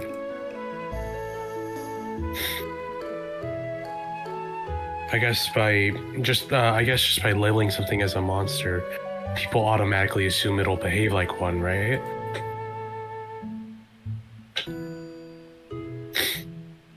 So in giving it a personality and, well, human emotions, it does make you question whether the monster is really, well, a monster. Definitely, it's honestly fascinating.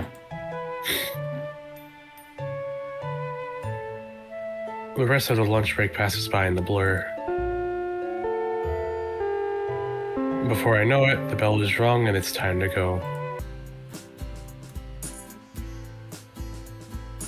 Well, that's another day over. Sayori's been on my mind all day, no matter how much I try and distract myself. She's probably just ill, given the stuff she eats. I guess it was bound to happen sooner or later. Still, can't hurt to check for myself.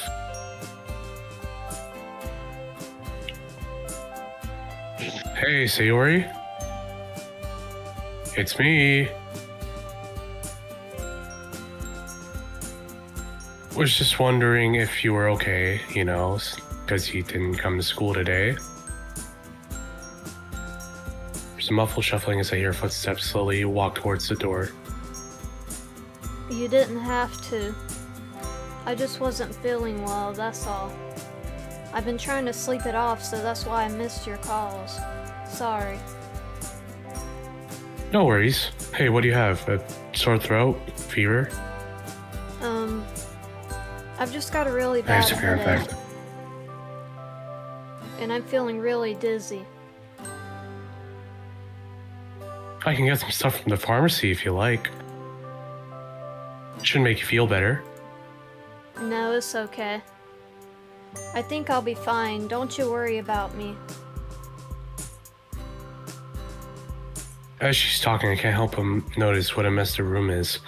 I know Sayori hasn't been on the neat side, but this looks worse than usual. Oh, you're taking medicine for your headache already? Huh? She frantically follows where I'm pointing to and swiftly hides the medicine packet in her pocket. Oh, those. Yeah, see, you don't have to get medicine for me after all.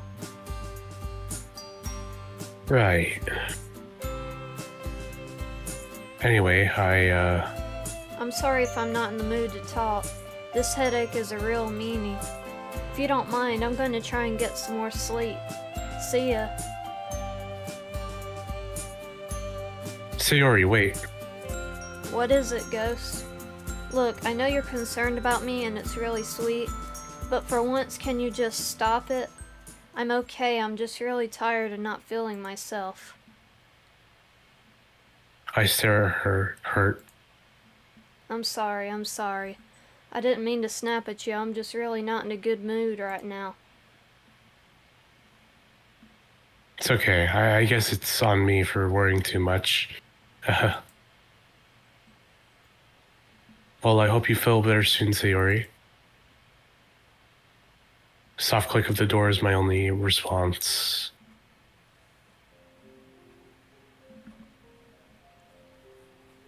There's something going on here that I'm not realizing.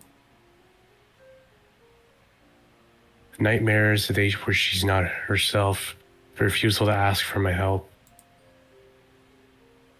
And the next day she's totally fine. Back to her cheery self.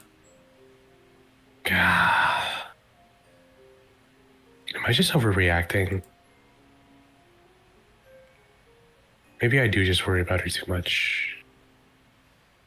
Thinking about it, if the roles were reversed,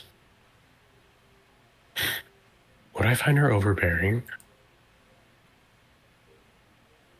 Although I don't have anything to hide. Well, as Mom said, I have to give it time. So I guess all I have to do is wait.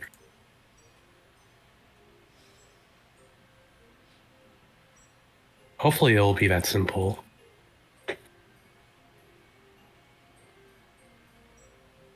For now, I'll just play along with her and try to dial back my concern. As tough as that'll be.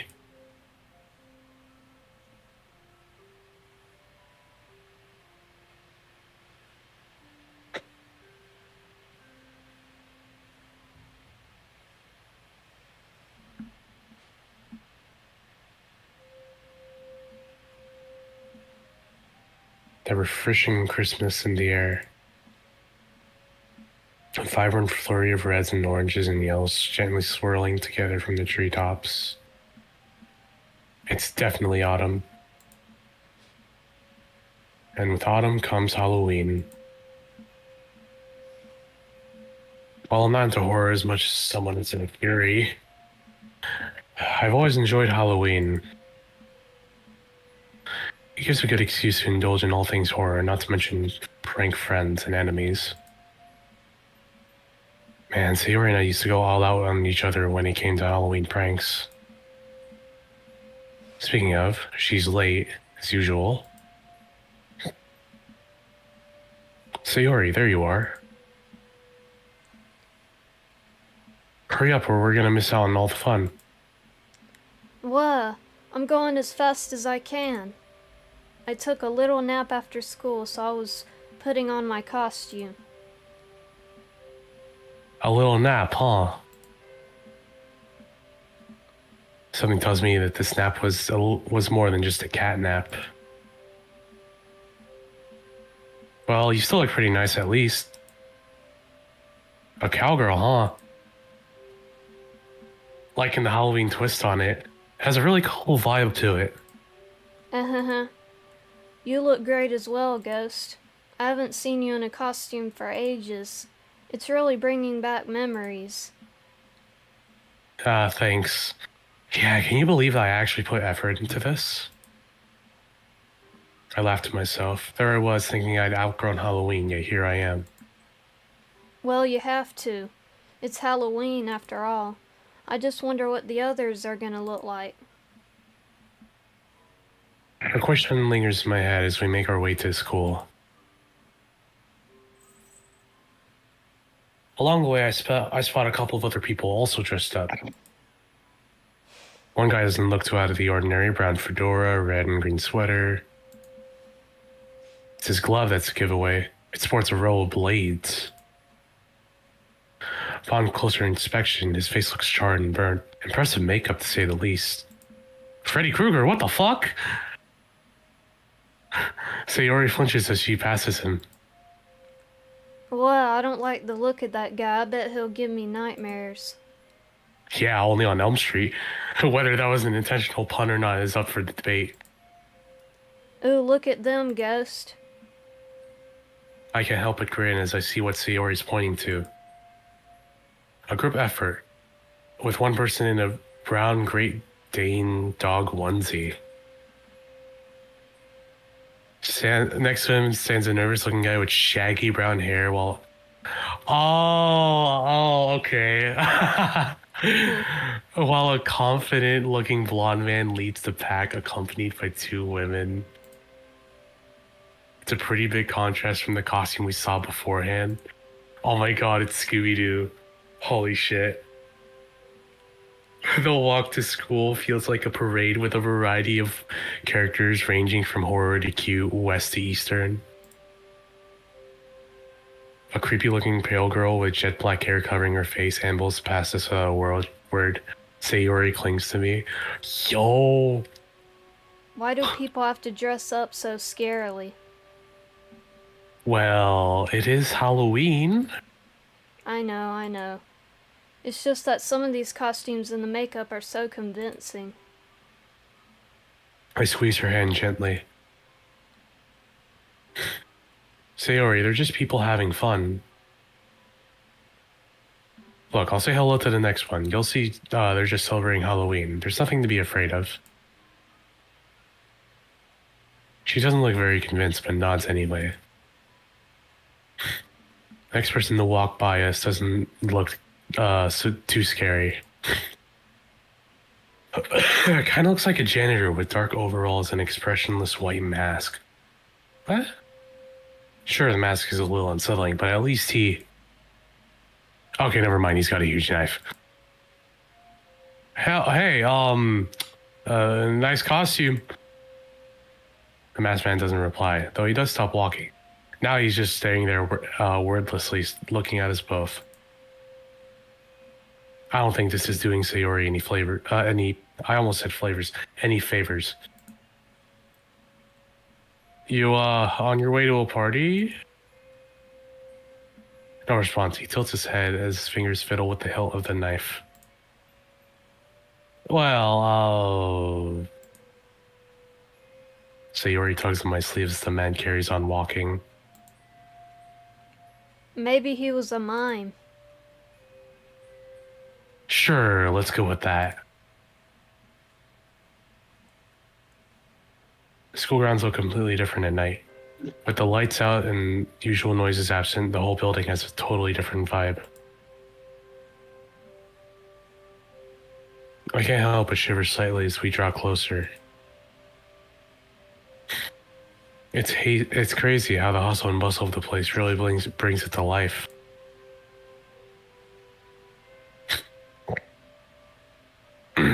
With all that gone, the sleeping school looks like typical haunted buildings you see in horror movies. The windows, devoid of any light, are sinister and uninviting. The faint light of the moon basks the grounds in an ethereal glow. Either way, we must be the only students who are breaking into the school to celebrate Halloween.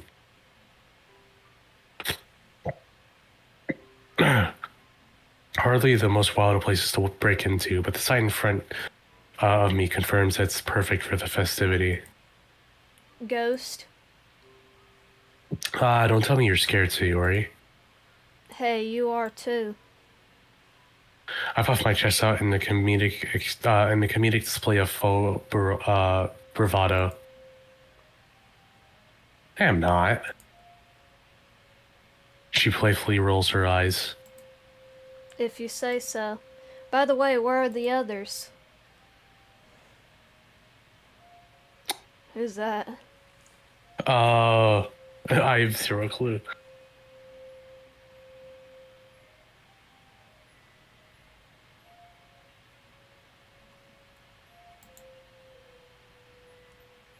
Can't help but let out a yelp of surprise as the unexpected voice causes me to jump out of my skin. Meanwhile, Sayori is in a furious fit of giggles, shaking with laughter. Hey, what's so funny? Don't tell me you weren't scared either. I saw her coming. Monica holds an expression torn between sympathy and amusement. Sorry, Ghost. But it was too good opportunity to pass up. Oh, that was so cute. Just seeing your reaction. I pull a face. Very funny. Nice costume, by the way. She does a twirl. Thank you. I wasn't sure what to go with in the end. It felt weird putting on a costume. I can't even remember the last time I did anything for Halloween. I'm guessing this is the first time you broke into school, huh?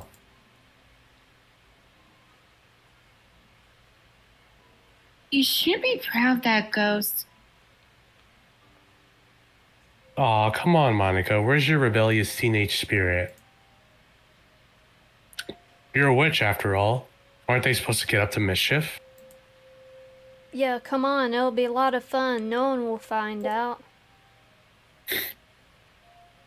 In all the excitement of preparing for Halloween, I totally forgot Monica was a perfect student. The thought of breaking in, especially in the school, must have been completely foreign to her. Still, sometimes you gotta have a little fun. Today of all days, as well. A wry smile worked its way onto her face.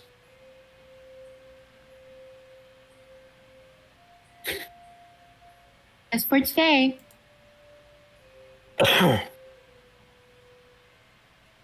As it turns out, breaking into a school is kinda easy. That or we just got lucky. We managed to find a window that's unlocked. The interior of the darkened school looks just as spooky as the exterior. My imagination is doing me no favors. Every sound we make seems exceedingly unwelcome, like we stumbled into the den of a monster. Even with Sayori and Monica near me, I can't help but feel uneasy. I was all for the idea of breaking into the school. And now that we're actually inside, it's only just dawning on me how creepy darkened schools really are. I swear I heard a rumor about that a couple of years ago, a student committed suicide in this very school. Did she hang herself? I shiver as I simultaneously try to block out the memory and more of it. No, that wasn't it. She just disappeared one day. No trace of her, almost like her very being was just deleted. Gee, I wonder where we heard that before. Gone. Just like that. I mentally shake myself. No, that didn't happen. In this timeline. These are just silly rumors that school kids like to spread to creep each other out. But part of me can't imagine, a part of me can't help but imagine. What if that actually did happen? Maybe it did. Would a ghost still be roaming these very halls twisted with vengeance, prowling for victims? What if...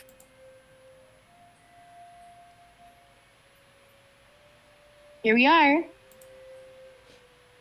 Monica's voice snaps me out on my spectral spiel. We're outside the club room. I spot Yuri and Natsuki inside, poring over pumpkin carving.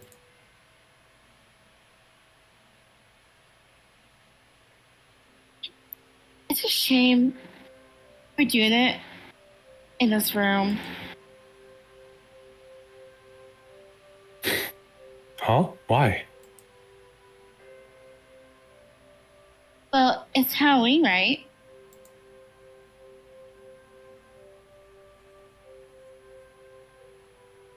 The classroom opposite to us is where that wants to hang herself.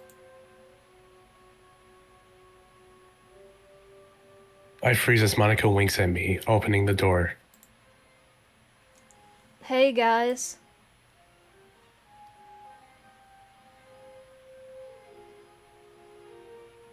You two look great. Yuri blushes. It looks like she's gone for some sort of gothic vampire outfit, which, given her taste in horror and poetry, is a pretty good fit.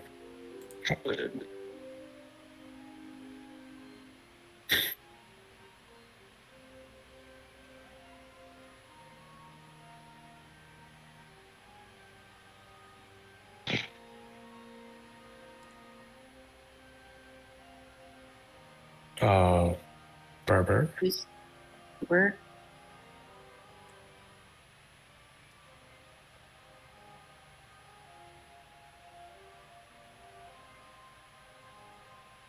Is Berber okay? I don't know.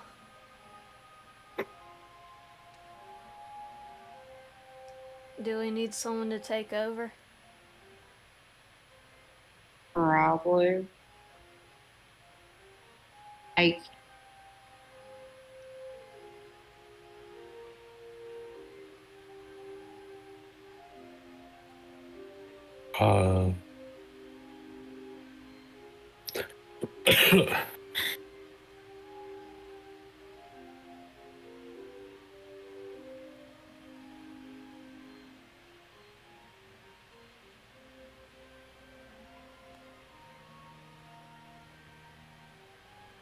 Probably? I need someone to take over for me too. Ren?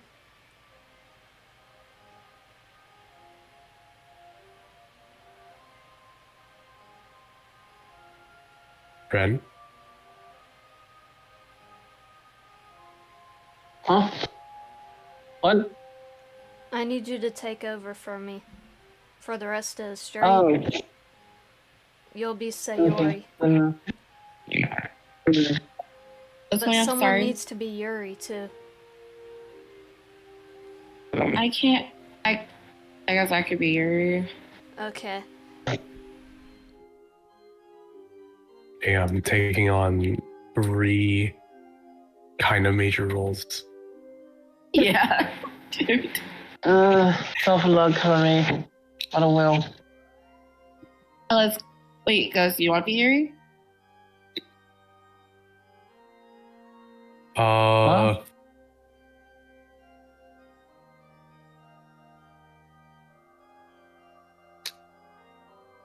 I don't know. I feel like What happened? I'll do it for.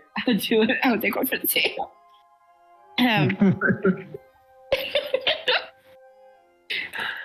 Oh. Ikimaka.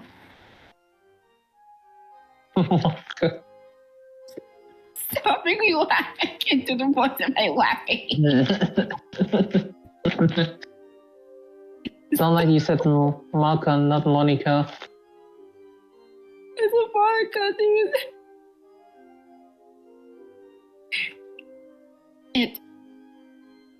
It is quite enjoyable to express my love for horror in this way. Those are, of course, maybe what's that word? No. Gratifying. Gratifying to write, but this makes a nice change. Sayori wanders over, trying to figure out what Yuri is meant to be.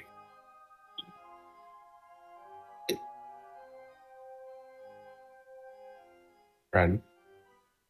Yeah, I'm doing an impression, okay? Mm-hmm.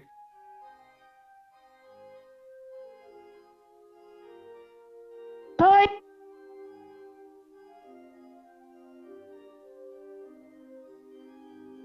I already said it, vampire. Yes, a gothic one. And I already got that one. then of any rises vampires. It's not too dark, is it?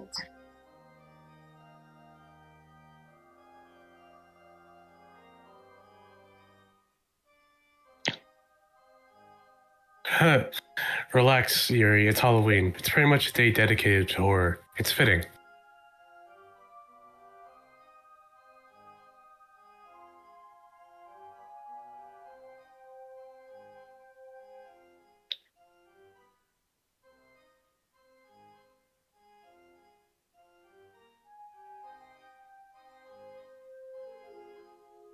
Yeah, I really like yours as well, Natsuki. Pretty spooky. Oh. I'm sorry, but Natsuki looks like a child.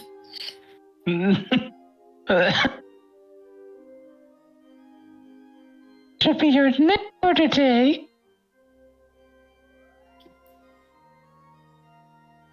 Sayori, what the heck are you? Well, I don't know. What do you tell me?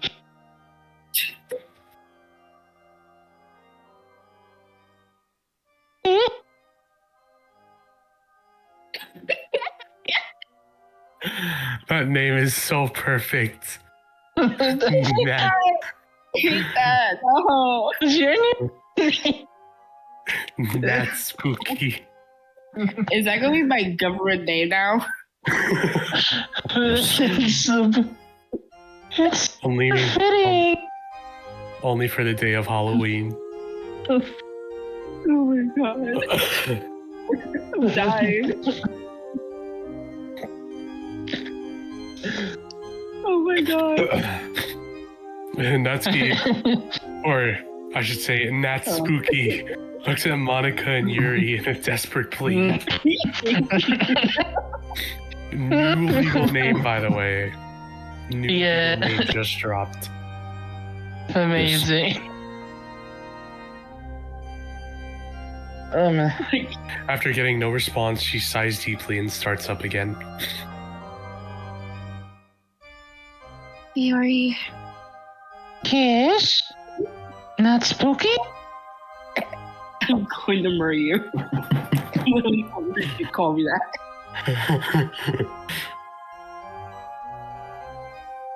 I fucking know.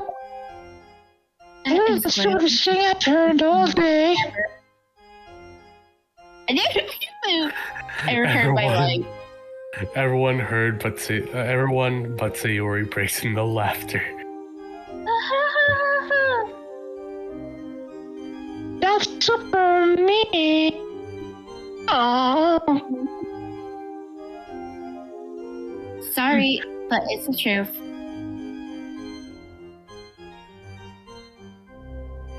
But it's cute. Me. Or should I call you Siri Pookie? I'll call you Scooby-Doo. Or Scooby-Doo. Your skeleton. How in the world is that cute? Skeleton. It's Halloween. This day is supposed to be like the opposite of cute. I sound like my mom. Well, you are a child, that's why. Girl, don't even pull you outside, back your hair, and beat you up. Shut up. You're a child. You're a child. You sound. You know Kicking. Oh my god. What do I sound like? I'll tell you after the stream. Oh my god. Stop, make me laugh. Let me block it. I won't lie. That's a pretty fake name. I'm going to kill the game. That's spooky.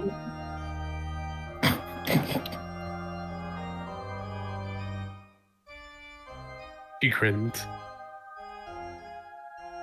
Sorry. Oh, come on. You had come up with a better nickname.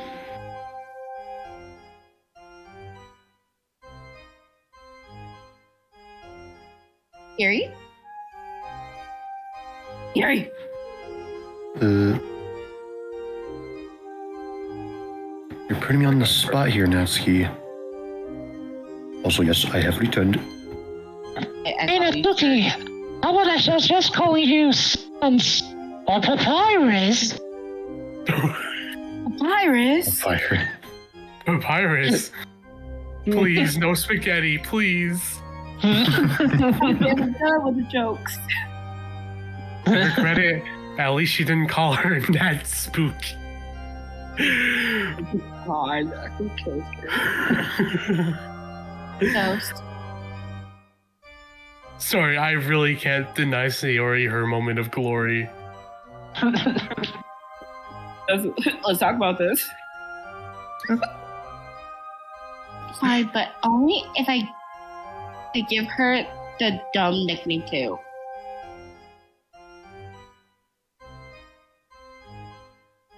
Wait. Sorry? What exactly are you?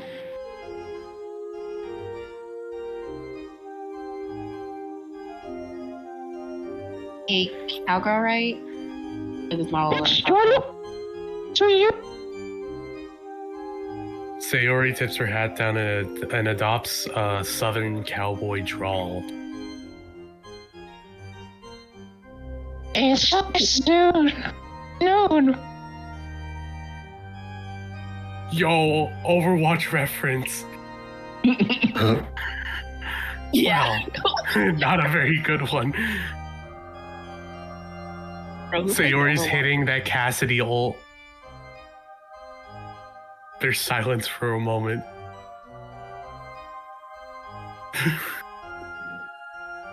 Man, these ladies don't know Overwatch, don't they? They don't watch. But probably I don't If you know listen Overwatch closely, either. you can almost hear the tumbleweed going by. Fitting for a cowboy, at least. Sayori. It's midnight. It's a moon. Yeah. I like moons. Yeah. I can't.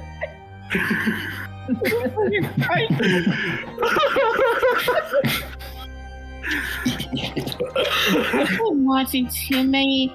Let's get the Western Sayori.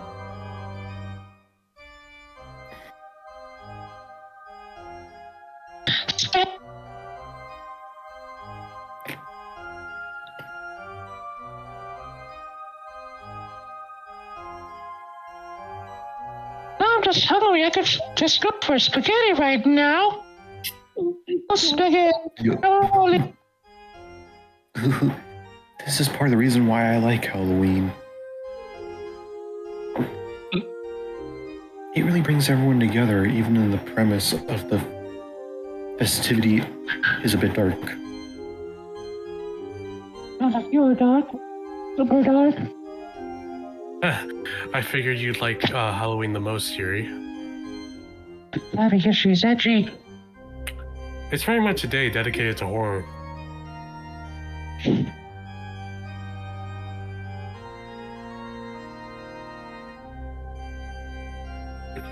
Although it's pretty great seeing a skeleton, a cowboy, a vampire, and a witch all in the same room.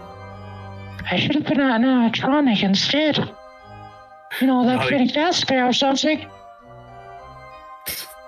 Not exactly every day you get to see that.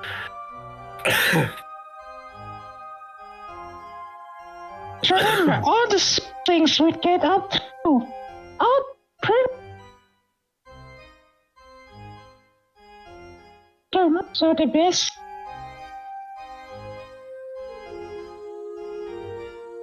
Yeah, it's pretty silly, but that's what makes it fun. Plus, I can't wait to scare you all with my ghost stories. It's gonna be the best. Try a bet on that, child. I'm not. Call down one more time. Please don't make it too scary. Oh, I would not be scared by some child.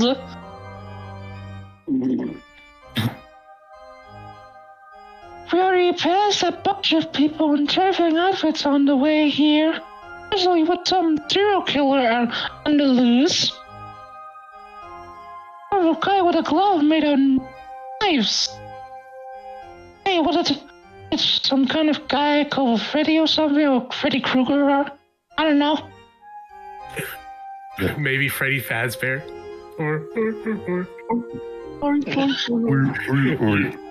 Yuri smiles softly. No surprise, she recognizes the character.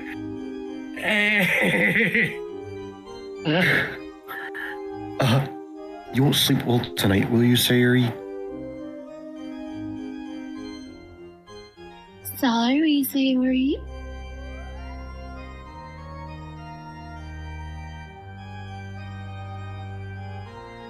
I make 8 houses.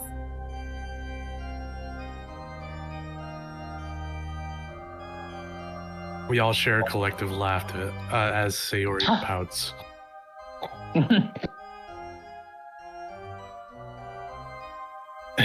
Speaking of festivities, I brought something that I believe would contribute to the intoxicating nature of the mysticism of Halloween. Candy? Candy? It's rather decadent, but since it's a special occasion, I'm TikTok.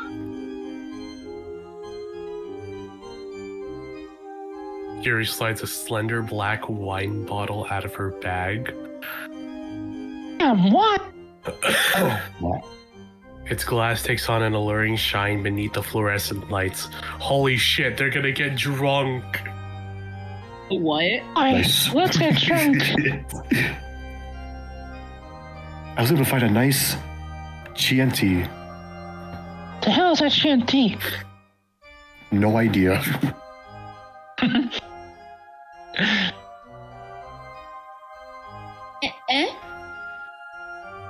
Yuri? Is that it? Yuri? Are we gonna get drunk? No, I think that's wine. I've done something wrong again, haven't I? No kidding, your mother wants us to get drunk.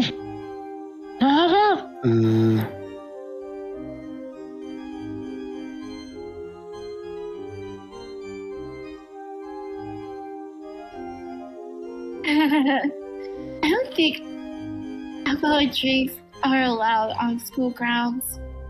Now, are they? Shit, Sherlock. You just called me? Not to mention that we're underage anyway. Said no shit, Sherlock. Yeah, like earlier.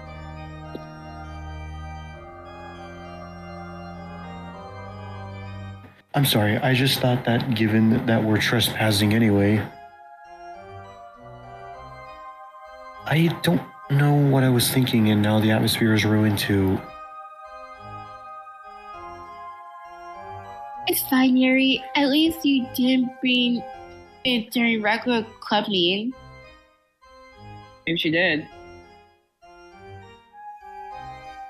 Just be careful not to let anyone catch you with it. I'll have to admit, though, you're the last person I would have expected to bring something like that here.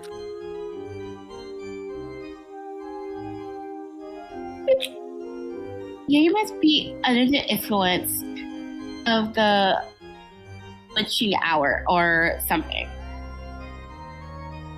Well, lucky enough, you won't drink it, child. There's still an hour or so until the witching hour.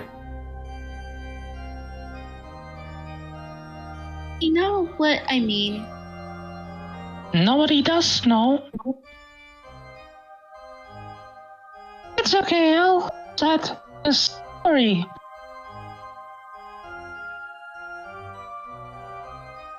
A story? You know, the story that we'll be telling people later about tonight. I don't know what story she means. Hey, you better not leave that spooky stuff out of it. Nope. Or it'll come after you in your dreams. Nope. Never.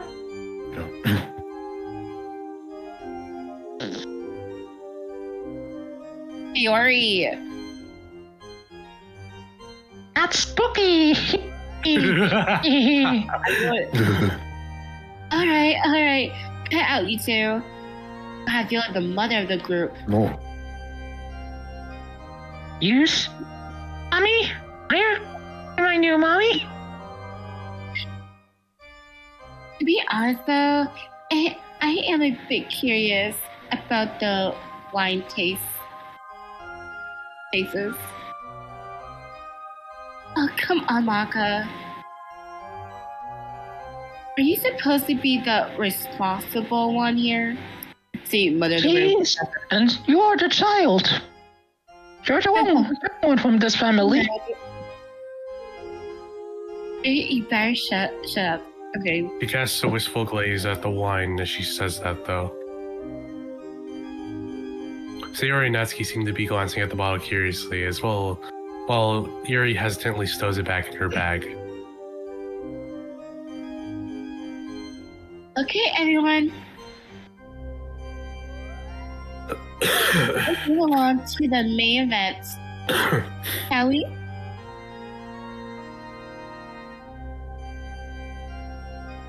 Who wants to share their poem first? Gee, I just want to drink. At least they already should.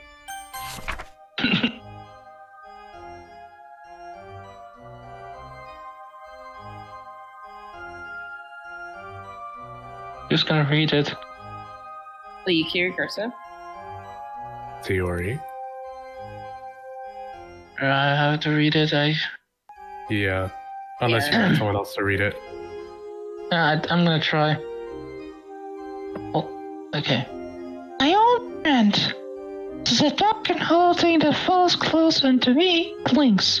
It's to me and turns into turn when I spin around and this turn in the dark and the deep.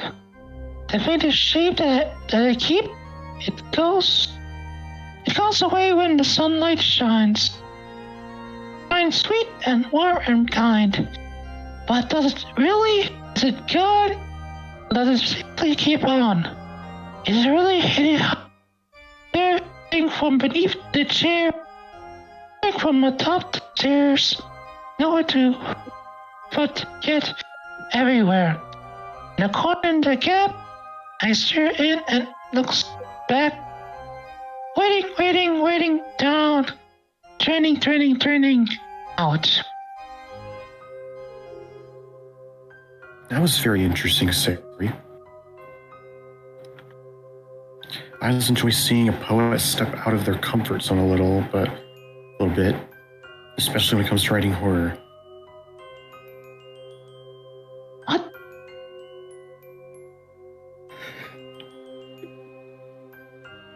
You typically don't write darker poems, correct?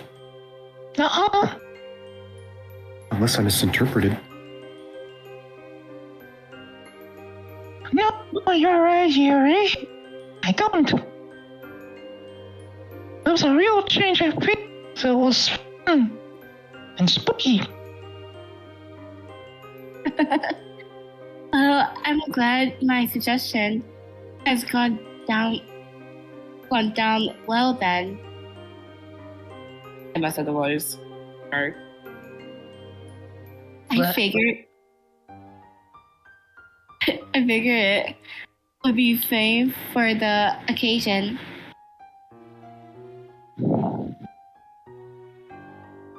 Don't give her too much praise.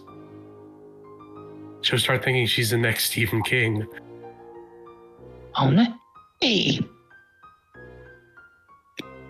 A great horror writer. Oh my gosh.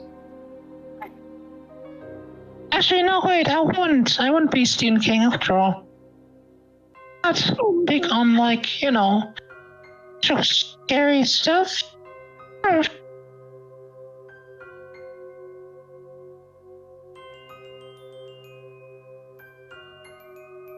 Blah.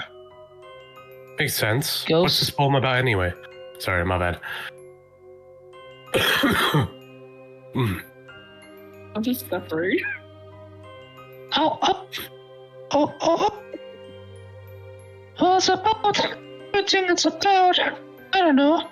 I have no idea. Are you trying to sound like Yuri? Maybe secretly I am. Under the mask, so Yuri. I write it with a specific thing in mind. It can be about whatever you fear the most.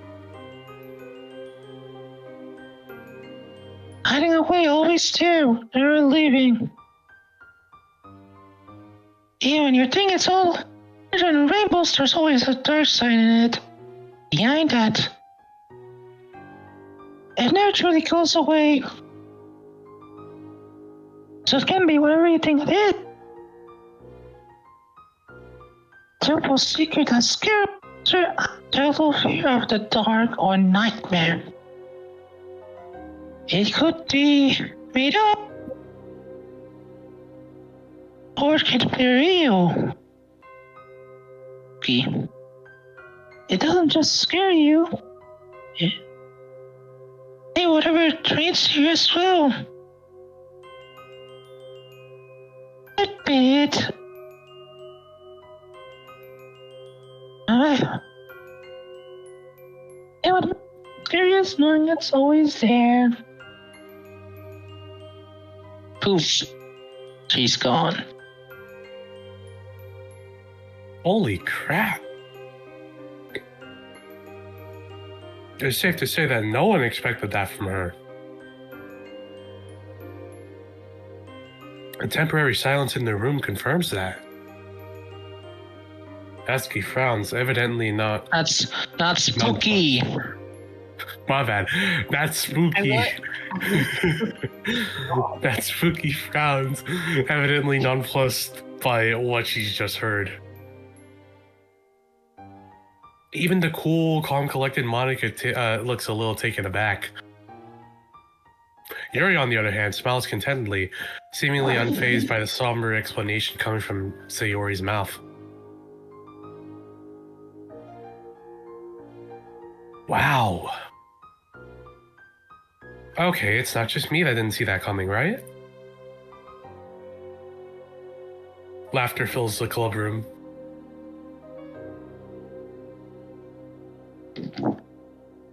I mean it, Sayori. Your use of metaphors and use of darker thematic imagery was very refreshing to see. Just do me a favor and don't turn into another Yuri, okay? Oh, don't worry. I'll turn to Yuri. That's key. That's cute. Kate. It was great, Sayori. Oh, you cat.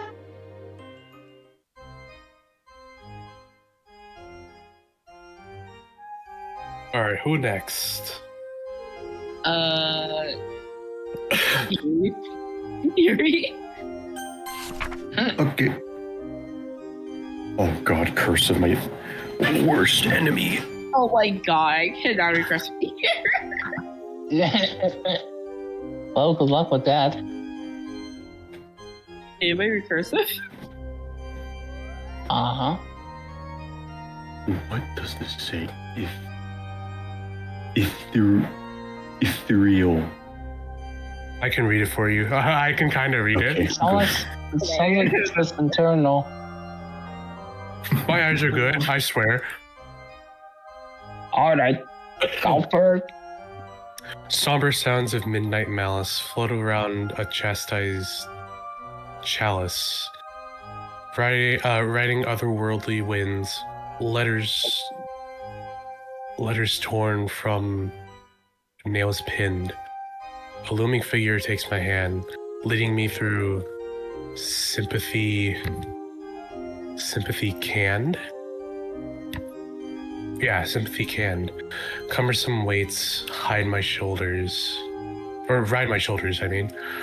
Right. With the serenity of falling boulders. Their words are muffled by lament. False reassurance fails to dent the fierce facade of fleeting fear. Time is lost, no longer here. Cobalt waves, fractured soul, with the eminence of coal. Clacking footsteps from below, echo, echo, echo. For a moment, the room is silent. Oh no, I went too far, didn't I?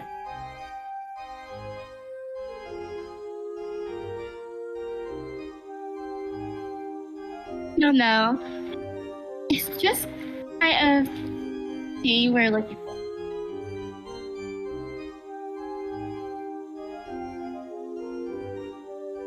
Would you like to tell us what you were thinking about when you wrote this?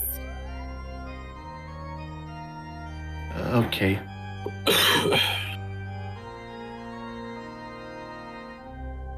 Yuri takes a deep breath.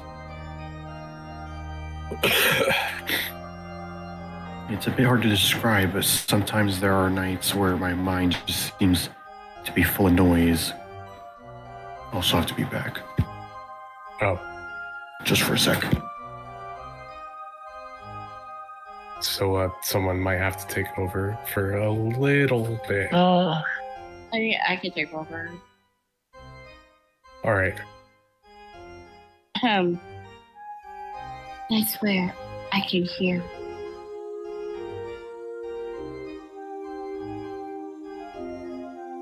She trails off absentmindedly. Did she get caught up in her own poem that much? Please, wake up. Hey, it's Yuri. I can't do that one. I'm sorry. I didn't mean to get sidetracked. It's okay, Yuri. Don't feel like you have to rush. Yeah, take your time. Right. Well, as I was saying,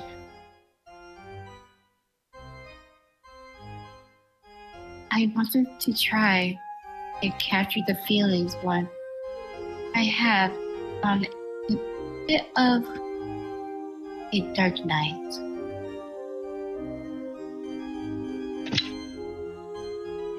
Dark? It's a metaphor, Sayori. Blah.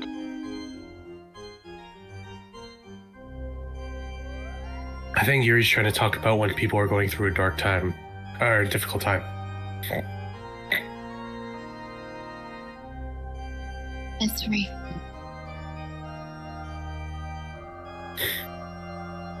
The dead of night can be very Fickle. fickle. Very fickle. It can be a peaceful time as the world around us winds down. I'm here. Okay. Okay. But sometimes being alone with our thoughts can be terrifying. This poem is an attempt to reclaim some of that darkness. Well, I think you did a great job with that, Yuri. Yuri knows me. Yeah, I really liked it. You did?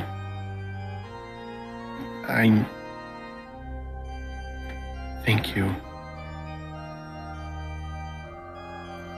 All right, who next? Okay, now it's not spooky turn. A child. Not me. I know. Damn. Dark. Sometimes I lie awake at night, sitting in a room devoid of light, and I think about the monsters fleeing in the dark. I can't even imagine what they look like. Very sharp claws and skin lined with spikes. Maybe a mouth that could swallow me whole. The red eyes that could pierce my soul. It could eat me right now if they wanted yet. They wait for me to close my eyes.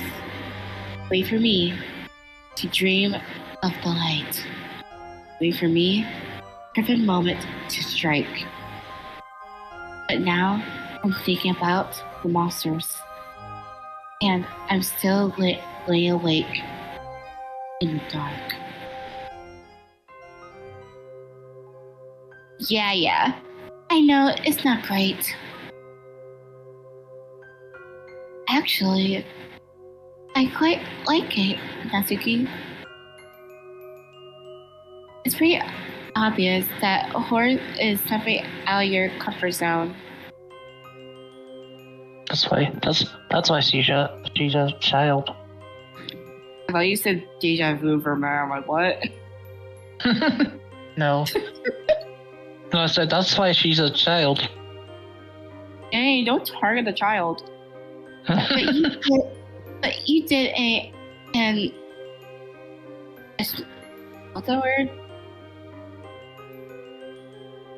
Exceptional? Okay, there you go. Exceptional job at combining your style, right, with horror. Here is a very complex emotion, so it's a challenge put it into simple words, but I say you did quite well. Monica would know that is. I would have to agree with Monica. Fear isn't something that is meant to be completely understood. The complexity behind what person fears and why they are afraid of it is almost unfathomable. Your poem is about fear of the dark, or more specifically, a fear of the unknown, yes? Yeah.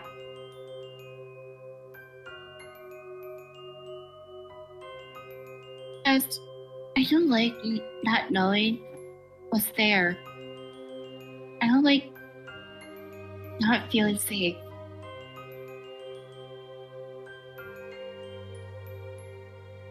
My poem is all about how your imagination plays tricks on you when you're in the dark.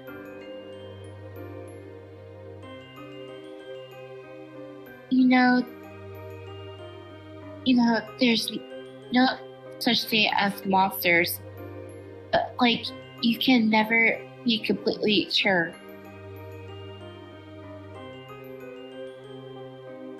That's what scares me, uncertainty. I can relate. How can you relate to my pain? But as I was saying, it's certainly a feat encapsulating something as complex as fear into four simple stances.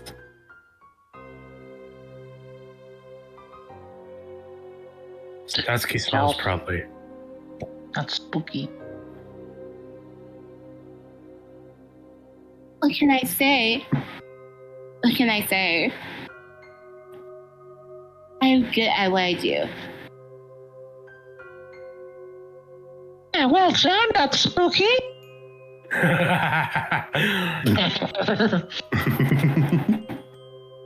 Can I kill Sayori, please? Because you keep saying that. Sayori, if you say that one more time, I'll. No, huh? What are you gonna... Huh? Yeah, I'm sorry about that.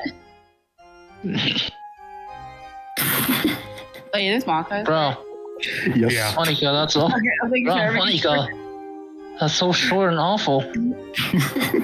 Dare you? I would kill you. I wake up. Cold, black night, silent and still. Silent Hill reference? You? Oh, Yeah. Pyramid Head, is that you? P-head. I fall on my knees, speakers in my hand. Dust in the air, cold, where am I? I reach for the light. I need. Is it there? Is that? Oh, okay. I'm trying to figure out. This switch is pressed. I feel warmth on my face, in my hands, in my arms, and I wake up. It's dark all over, cold, out and numb. I reach my hand out. I have no eyes to see, but I can feel it. I press the switch. The warmth fills me. Dark comes again. I die again. I wake up. Noise in my ears. Voices? Cold. I reach out and feel. Nothing. Where is it? Was it real? Was it in here? Everyone reaches out. Nobody can reach it. The dark comes again. We will die again? I wake up here again? I'm not gonna lie, y'all. In cursive, I was literally just like. Monica bows a little. Monica bows a little bit after she finishes. I mull over what she's what she's read. I don't really get it. That sounds like something you're able to have written. Oh? Is that a bad thing? Of course not. Basically, it's oh my. What does reverie mean? I don't think I've heard it before. It's an English word that means something like having a pleasant daydream.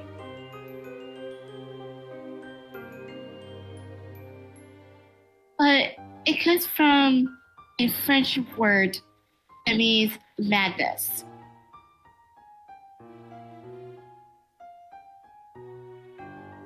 Appreciate for Halloween, isn't it? Appropriate.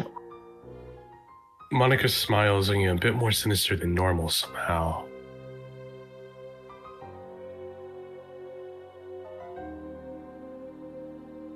How cultured.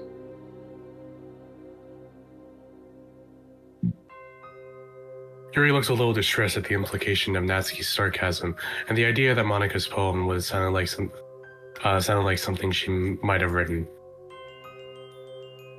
Do both meanings relate to the poem? You can say that.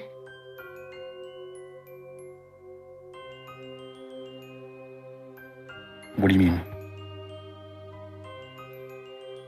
It reflects on how a blissful action can make the pain go away.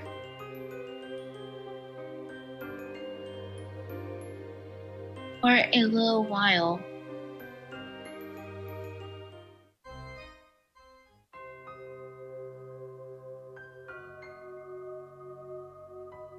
Alright guys, all of your poems have been pretty good so far. But just wait until you hear my poem. Oh boy. An evil grin stretches across my face as I whip out my own poem. Not even pull out, I just whip that shit out like like a fucking gun. Like you just use a magic trick on the poem and then, yeah, pull a gun out of it. Oh, Berber City has to be right back. Aw.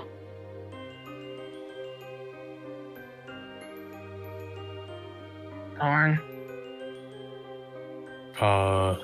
So who's gonna take over? And Oh, okay. I have taken 3 holds, man. Give me a break. if you're this confident, I hope you're looking forward to your production.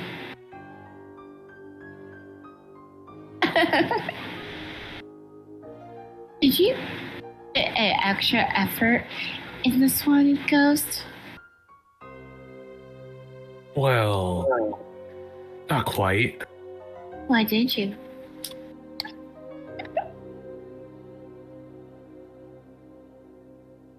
What's that supposed to mean? It's not a poem that I wrote myself.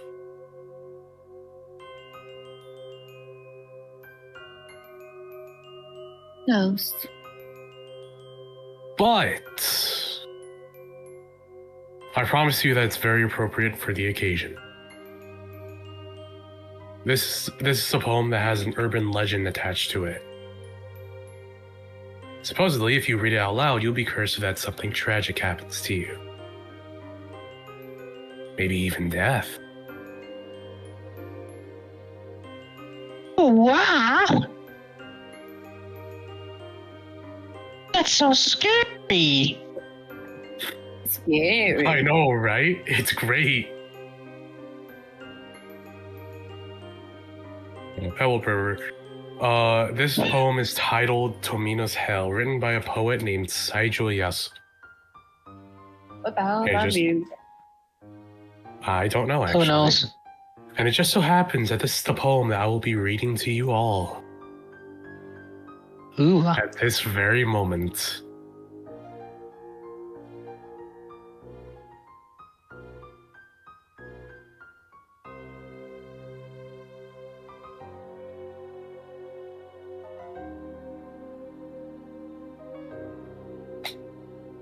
Any moment now. I already said ghost.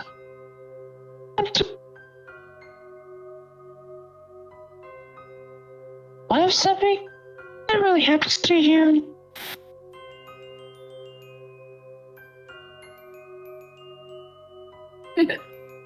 Yeah, right. Sure, let's keep.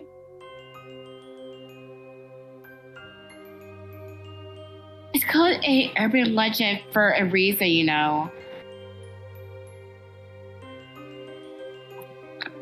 Sometimes legend as it's something that is not real.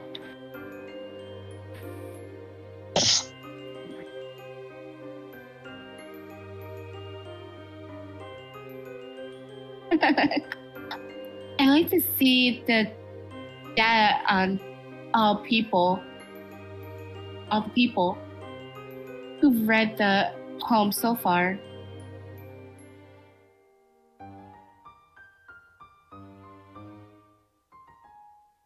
And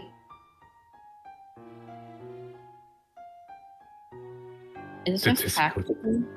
Oh. Statistically. Statistically. Oh my god. It's likely that something tragic will eventually happen to you anyway.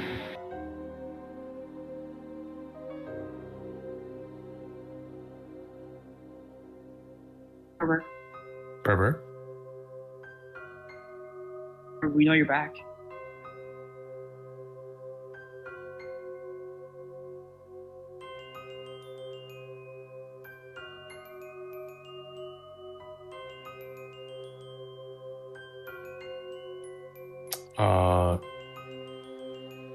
The hell? I thought Berber was back. Is working now. Yeah. Oh, okay. Okay, so my thing isn't working for some reason. Alright. I find that there's always some element of truth behind these stories, though. Of course, this truth might not reflect the literal meaning of stories and legends. However, there's likely a message behind the target, or the legend.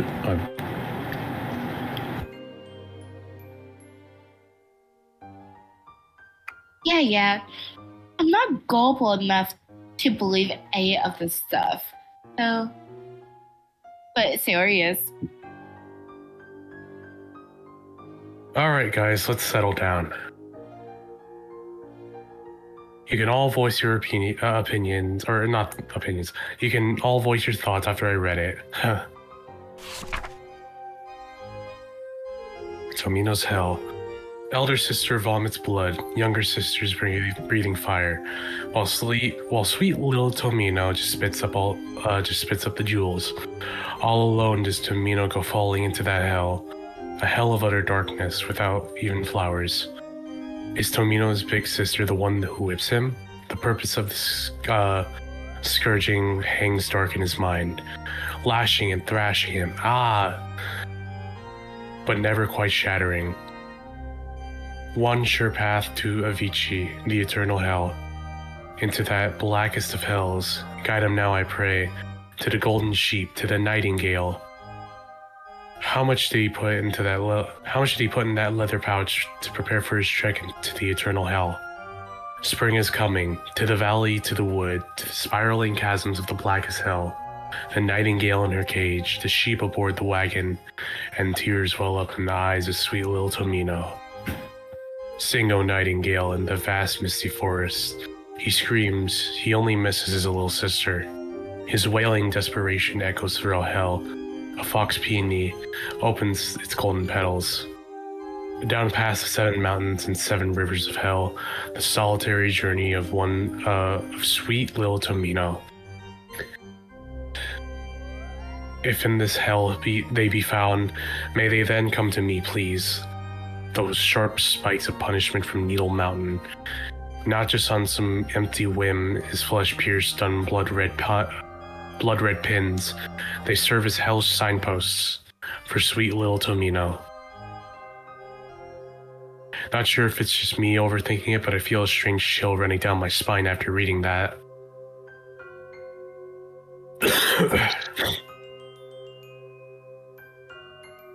That was seriously too scary. It was alright. I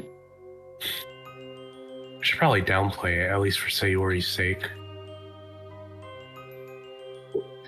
I have to agree with Sayori.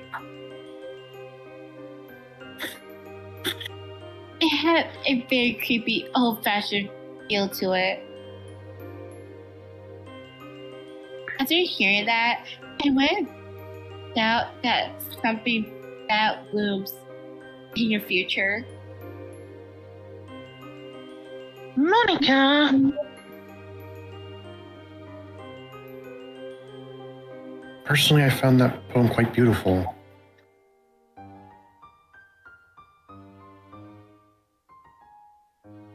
Of course, it's certainly eerie. But there are a lot of symbols and metaphors that I could pick out just from hearing that one reading. I think I'll have to look into this poem more in my free time.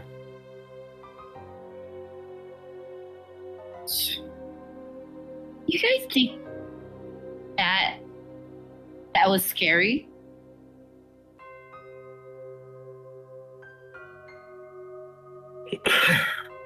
It was pretty meh, in my opinion. Gosh, child. Damn. I want to hear it from you. The poet was certainly trying too hard to be edgy and smart.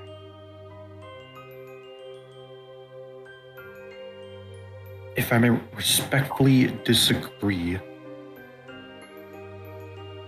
that tone and word of choice of the poem matches its content. It's not written the way it's simply to be edgy.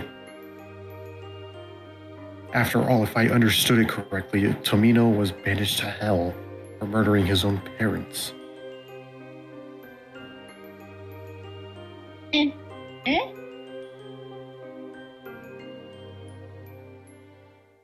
How do you get that?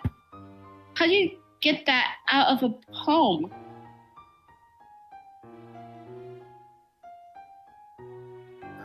Well, it mentions that Tomino is on the way to Avisi, the lowest of hells in Buddhism. And killing one's parents is one way to get sent there. Oh, whatever. I still don't like it. She's deeply scared. Well, you guys can agree to disagree.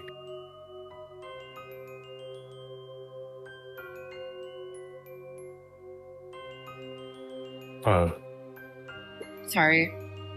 Yep. But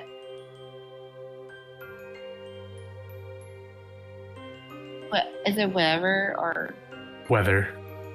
oh? So do you like the poem or not?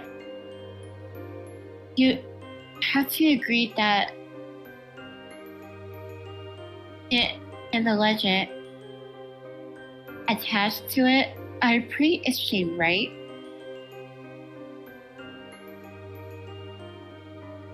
I mean, I guess. Cats, I'm gonna have to keep a good eye on you from now on. Just in case the legend comes true. Just about what? Sayori, there's probably a bigger chance that something bad will happen to you first, given how clumsy you are.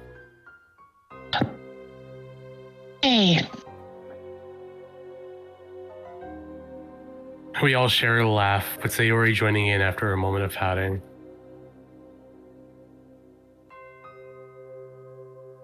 Guys, that's been so enjoyable. It's fun to scare your friends with silly pranks and dishing.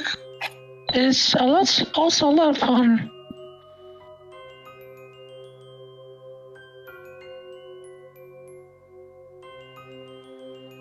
I don't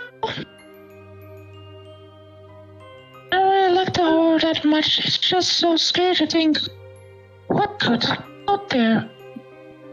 There is serial killers.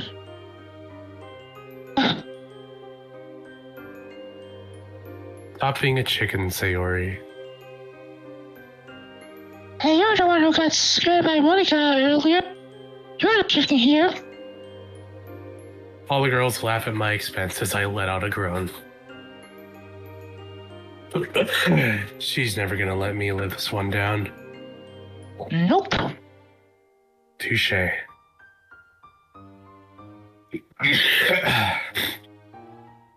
Hey, it's story time, right?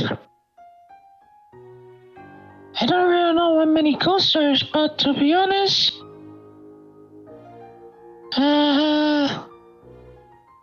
sorry. Sorry.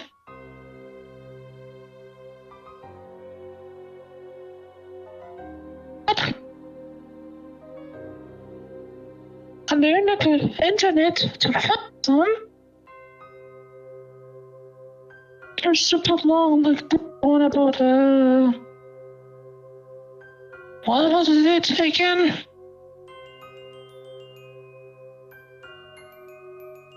The some about sleep experiment?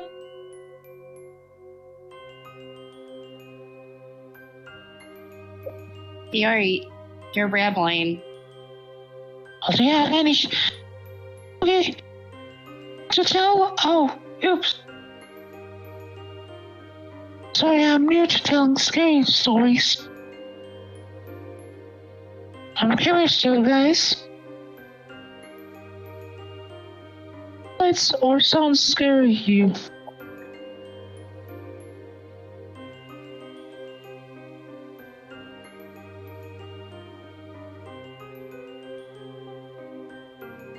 Weber? Remember?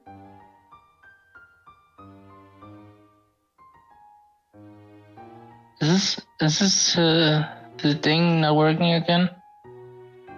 Maybe. Probably.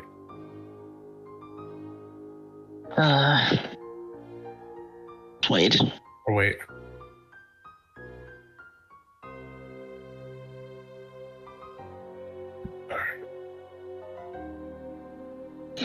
Sorry, I thought there was another message from Berber.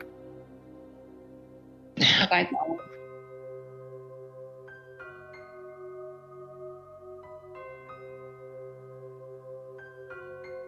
Anytime now, Berber.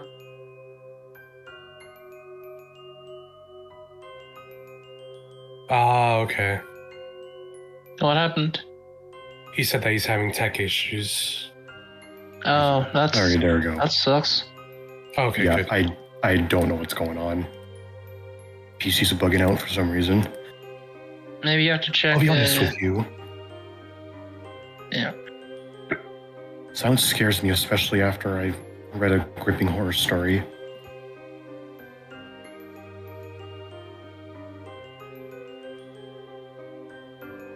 Is it just me? I find music really creepy. My piano teacher showed me a few reverse pieces once. It just felt wrong to listen to. Especially when there's vocals. I mean, she has a point though. You started hearing things that aren't there. In fact, I could do a creepy song voice. I don't know. Oh, that's okay. There has to be something out there that gets you out. Because you're a child.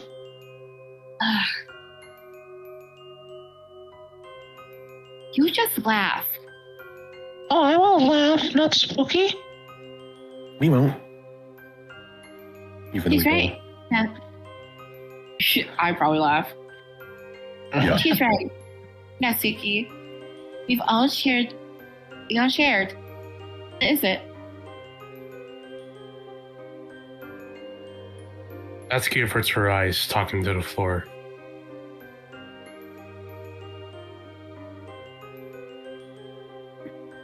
Nah. For real? Oh my god. Oh, wow. I mean, it's low-key kind of valid. Have you heard? Yeah, I heard her, dude. It's so creepy. For real, that shit actually like scares. Oh wait, hold on. Yes.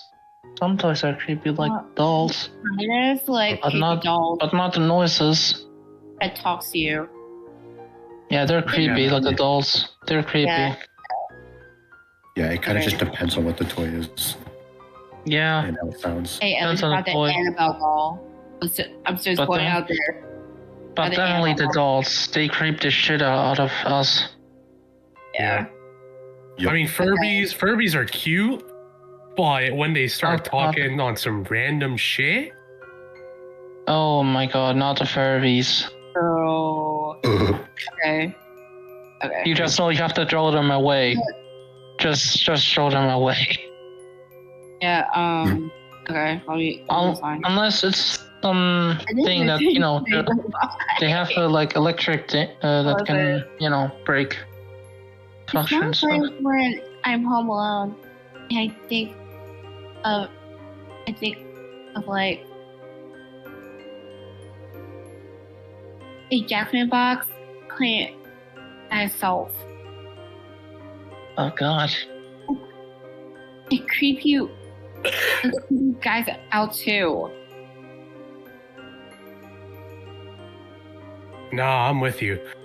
I've always found anything to do with children scary, especially in the dark. Sound of babies crying, for example. Normally it's annoying, but if I heard it in the dark and there was no one else around, I shiver.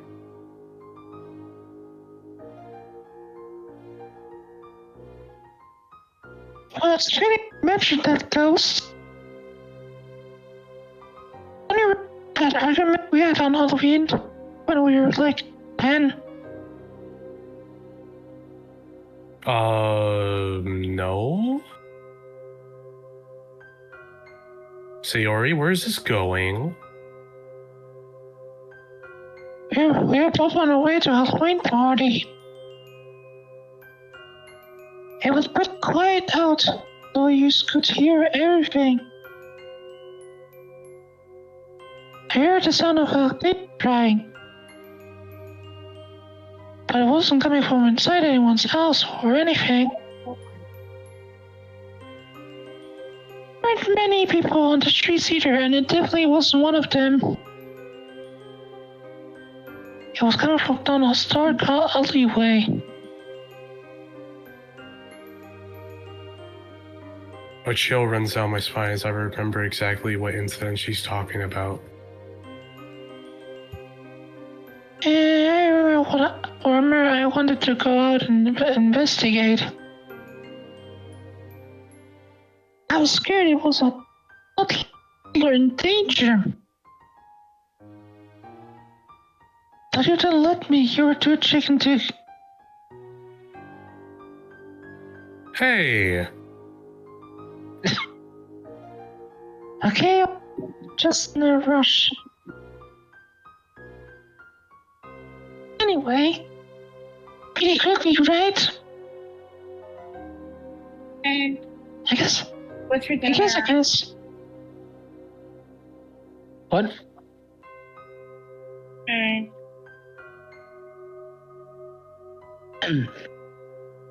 I guess I kind of see what you mean about babies crying being.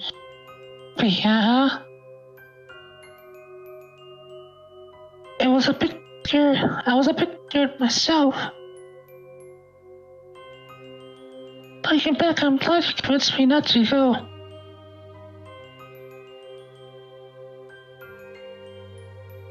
I guess being a wimp has its perks, huh?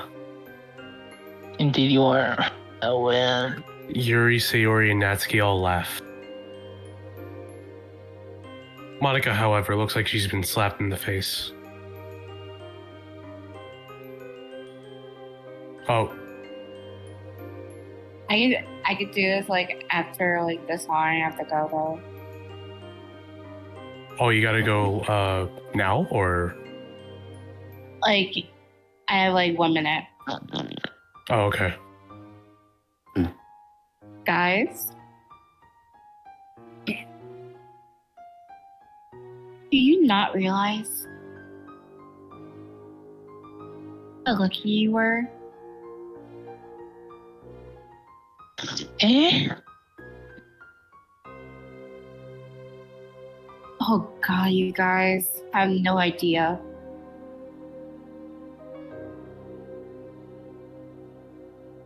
What?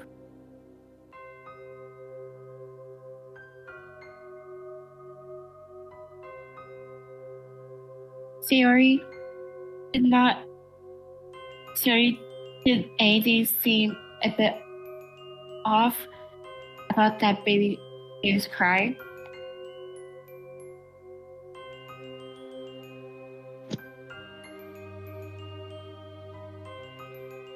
Sayori scrunched up her face in an attempt to recall. Really? Well...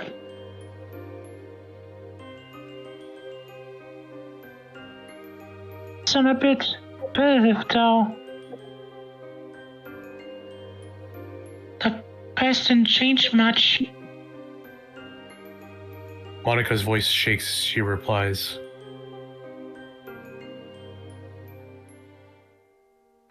Guys, that's what is serial killers do to lure out young women. Jesus. I can't help but burst out laughing. No. What, pretend to be babies? Come on, Monica, you had me going for a second there, but you kind of ruined the punchline. She looked straight into my eyes. No, Ghost. They record a clip of baby's cries and hide the speaker in a dark place. They prey on women's mental instincts because they know they're attached to the sounds of an infant in distress. Laughter dies on my lips as a cold, sickening silence takes its place. Oh my god. That's why the cries didn't sound natural. This is my last one that I'm like, I have. Alright. Yeah. They just recorded a small segment and replayed it over and over. It all makes sense now. The unnatural cries in the dark hallway. A meticulous, calculated effort to ensnare an unsuspecting victim. Hey, hang on. See you guys. Bye-bye. Didn't Miss... Bye. Okay, bye. Didn't Miss Kasumi go missing out that time? Miss Kasumi used to teach Sayori and I a long time ago. Oh, shit.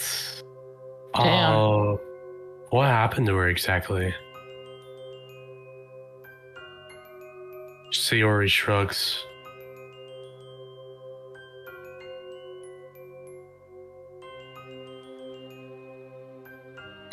We were told that she moved away suddenly to work in a different part of the country, right? I used to spread these scary hope or rumors about what happened to her, but they don't really make sense. Hang on. Oh, She had a child of her own that year, didn't she? Oh God, she did. And my parents wouldn't really discuss her whenever I asked. They were super dismissive of the whole thing. I always wondered why. Oh, fuck. that's deep, dark. My goodness.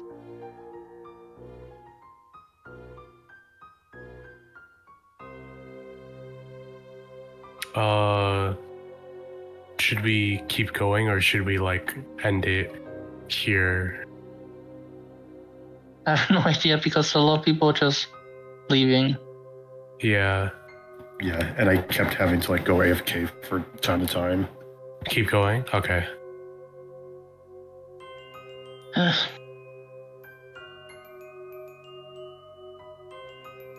Ren can be Natsuki and Berber can be Monica.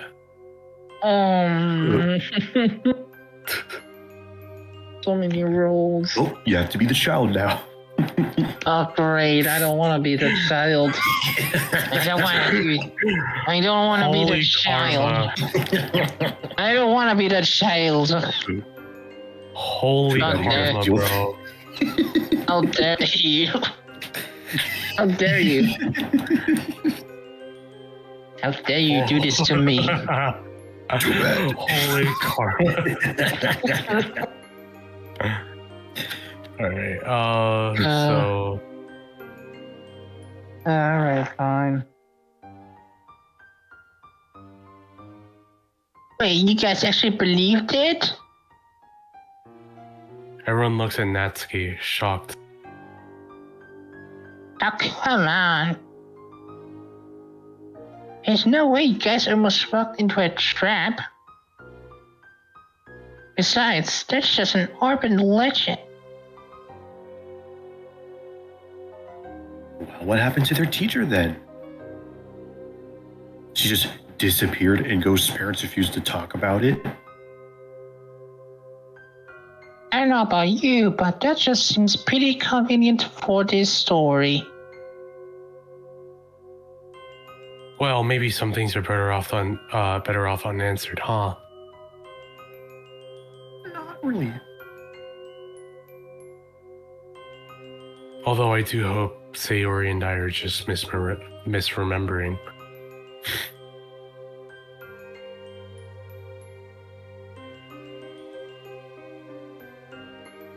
On that cheerful note, how about we move on to the next story? I'd like to nominate Natsuki, the child.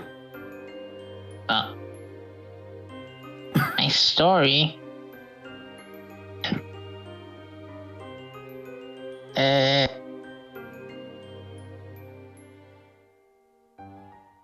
Question, I you stupid grown up.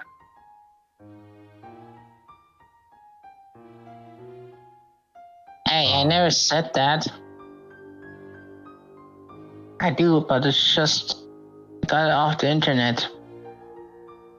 Lol. I don't like horror. So if it's bad, it's not my fault, okay? So shut up, wizard. Or, sorry, Natsuki clears witch. her throat. Anyway, it's about those two friends named Aoi and Nariku. Basically, there was a rumor going around their high school about people seen going in out and about in house on outskirts of town. Most people thought they were just drug dealers, but some swore by the fact that the house was used by a cult of some sort. Goddamn. Aoi and Nariko were pretty outgoing and adventurous, so they decided one night to check the place out. They get to the house and it's pitch black out. Luckily, Aoi had brought flashlights for the two of them. Nariko, on the other hand, brought a knife with her just in case they ran into any trouble. They go inside and the place reeks with blood. We're talking ghost rooms lots of stink. Dale, hey, where did this crazy ass stray come from, bro? Of course, the child says that. Yeah, you smell. You smell ghosts. You smell so bad. Was that really necessary? Lolo. So you had to. Karma. Anyway. They look around for a bit. They find a door to the basement. Stairs for the second floor. Things like that. Finally, they go into the kitchen and find the source of the smell. There's some weed on the table and looks like to be recently used. Oh, drugs. Weed. Smoke weed every day. Okay, Yeah. you're not Snoop Dogg. Smoke weed every day. No. This confirms, This confirms Holly's suspicion that it's just a drug dealer and she wants to leave. Drugs. Let's sniff the weed. Oh, the weed. Nariko, on the other hand, still wants to snoop around for a bit. Yeah, keep snooping is all around. Thing as usual, I see. They get into an argument with each other, with Nariko calling Aoi a coward because she thinks Aoi wants to leave since she's afraid of all the rumors. Then Nariko goes, yeah, well, if you're not afraid, then go down into the basement. Aoi clicks and walks over to the basement door. As soon as she opens it, feels a sharp pain in her back, and before she can react, she gets pushed down the stairs. She tumbles down the stairs, and once she hits the bottom, she realizes she can feel her legs. Her vision is blurred, but she can barely make out a figure standing at the top of her stairs with a knife. Last thing Aoi hears before she passes out, Nariko's footsteps as she sends down. There will an old grizzled voice say, "This one will do nicely." The very next day, Nariko and Aoi call in sick. It's kind of a shame, really,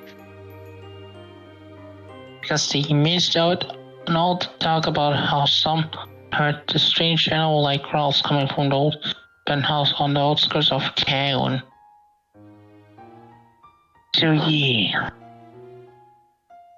hope you liked it or whatever. I don't care.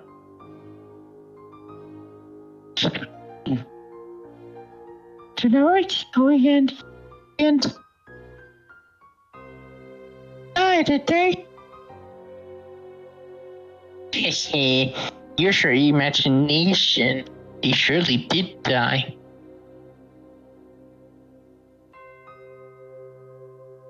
Nice story, Natsuki. Calls usually provide good fodder for horror stories. Indeed, I've read quite a few novels involving cults.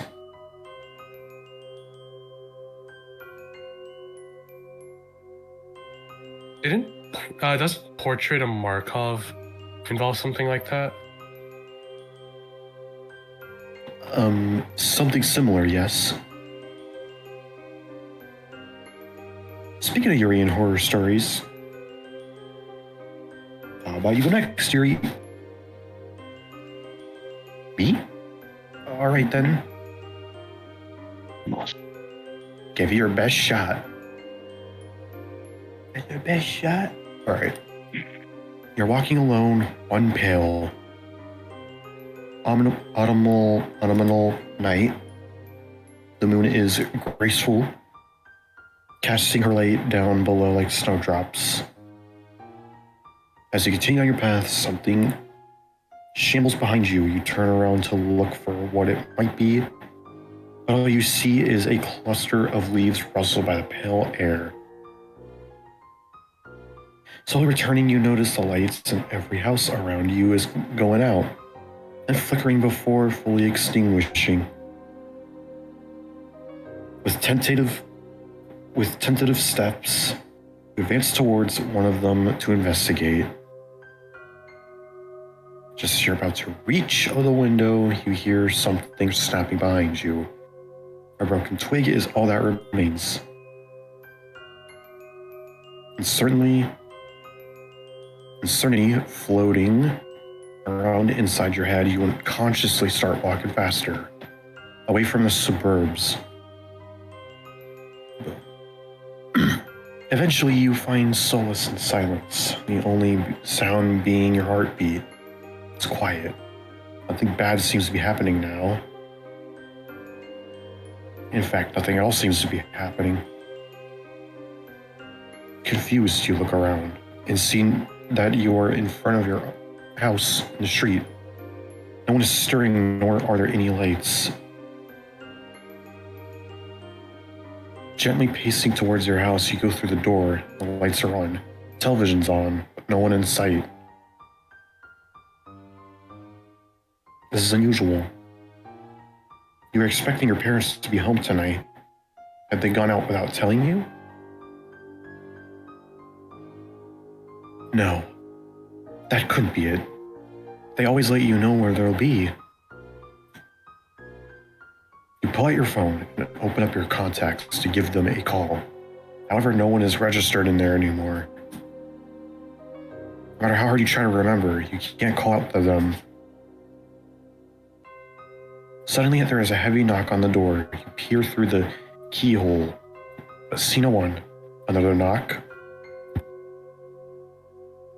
Another. You cautiously open the door, but there's still no one there. No one anywhere. How did this happen? Why are you alone? In the piercing silence so loud it fills the air. You do not know? And there isn't any way for you to find out. That's it? Dumb story. Screw you. Nothing ever happened. Where were the scary monsters and stuff? There's no greater fear than the unknown. That's key. Sharp claws can be prepared for it. Enigmatic silence cannot. What's more fearful? Something you know is coming for you, or feeling safe when you're in fact not?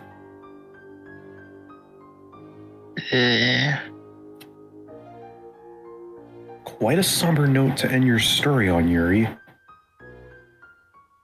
We can always count on you for a good horror tale, huh? Anyway, I'll go next. Although, a scary story. Ooh, so spooky. Now that I think about it, I think I've come up with a ghost story before. I haven't read too many horror stories either. Why? Well, I guess that isn't a surprise.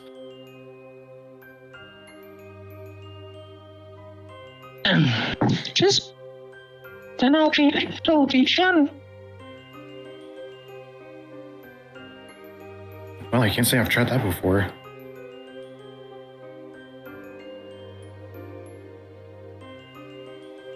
Oh, are you trying to get out of telling a story?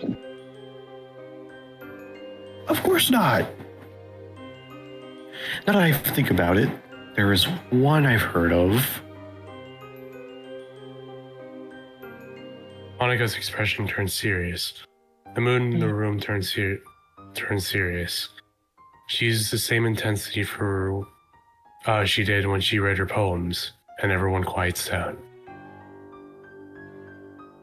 A number of years ago, Tanabata had come along as it does every year. What? It's the story of a lost little girl. Where am I? She cried. She cried and cried, hoping desperately she could find someone to help her. But the little girl was alone. Nobody could hear her. But just as all hope seemed lost, she heard a voice. That can't be good. Isn't the night wonderful? The girl looked up. Where before there was nobody, it was now a man in an elegant yukata. He wore what looked like a no mask, but it was completely blank. I want to search up what that is. Behind the man stood a stall, masks and lanterns of all sorts hanging from it. How rude of me, the man admonished himself. Welcome, dear customer. Your heart seems unhappy.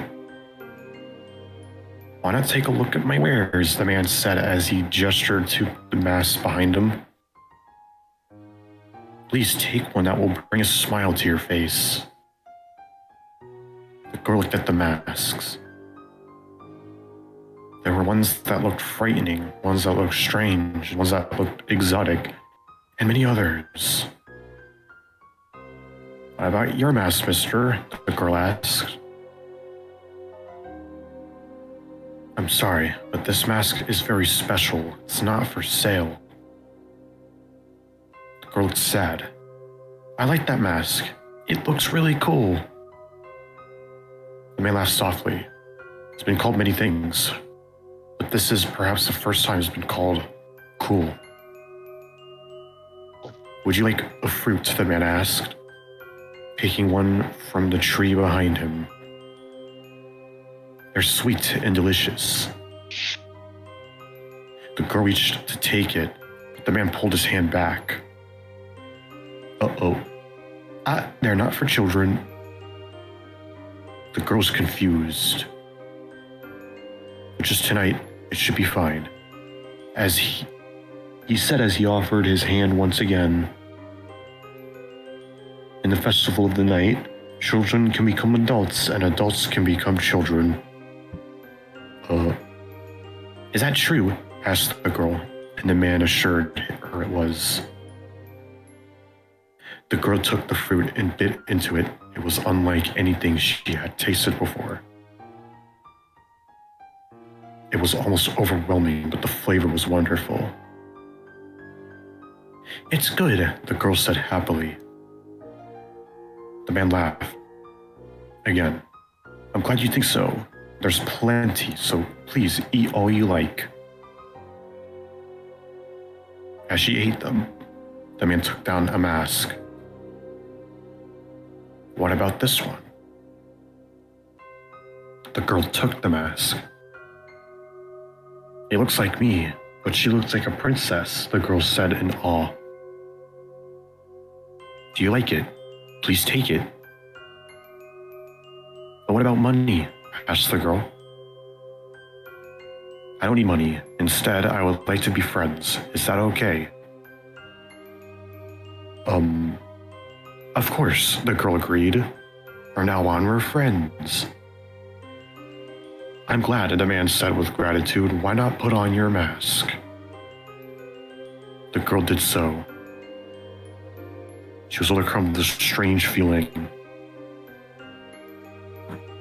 Why is it? She asked.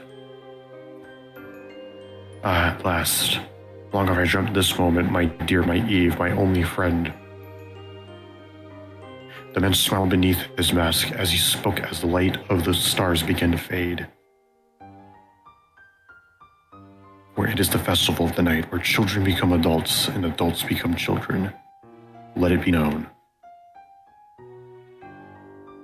Another unconventional horror story, I see. Yep. I guess monster-less horror stories are more popular than you think. I rather like the mysterious tone myself. It's very reminiscent of the style of Asian horror movies.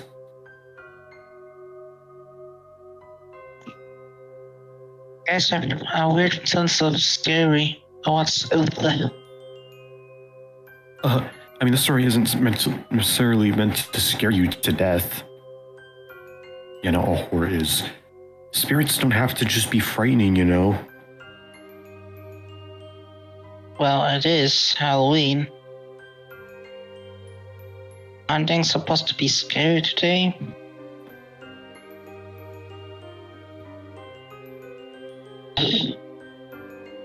But Halloween is fun too, not too scary. God, I already forgot my voice line. Alright, you guys, break it up. Let's all just agree to disagree again. Monica smiles gratefully at me, while Natsuki shoots me a disgruntled look. Anyway, I guess it's my turn to tell a story. So this is something that actually happened to a friend of mine. Really? Yes, really. So what happened to Sayori then? Damn. Sayori's above me? Tell her go. What? No, it's not. Let's just get on with the story, shall we? Right. Anyway. So this friend of mine lived alone in an apartment building. He lived in a downtown area and loved to party all night. And one night he was out as usual. However, when he stumbled back home in the early hours of the morning, he realized that he had lost his keys and was locked out of his apartment. So he ended up having to call his landlord, who was pissed at having to wake up in the middle of the night to let him back in. In the end, he was able to get home safely, and that's all that matters, right? I can certainly relate to that comforting feeling. Right, but when he got inside, he noticed that his keys were actually on his nightstand. So he didn't lose them after all.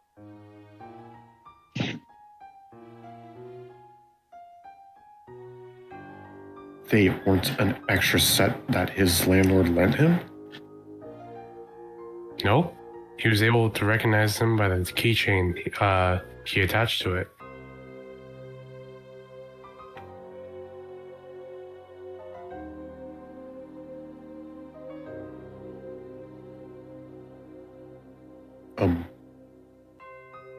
Ren?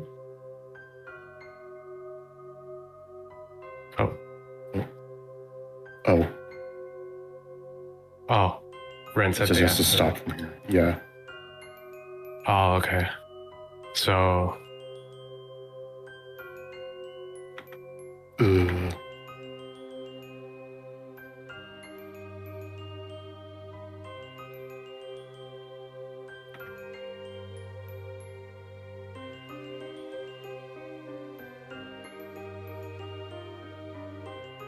all right, yeah. Okay. Yeah.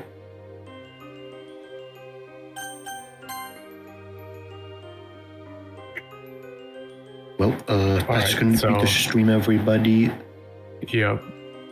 Bye-bye.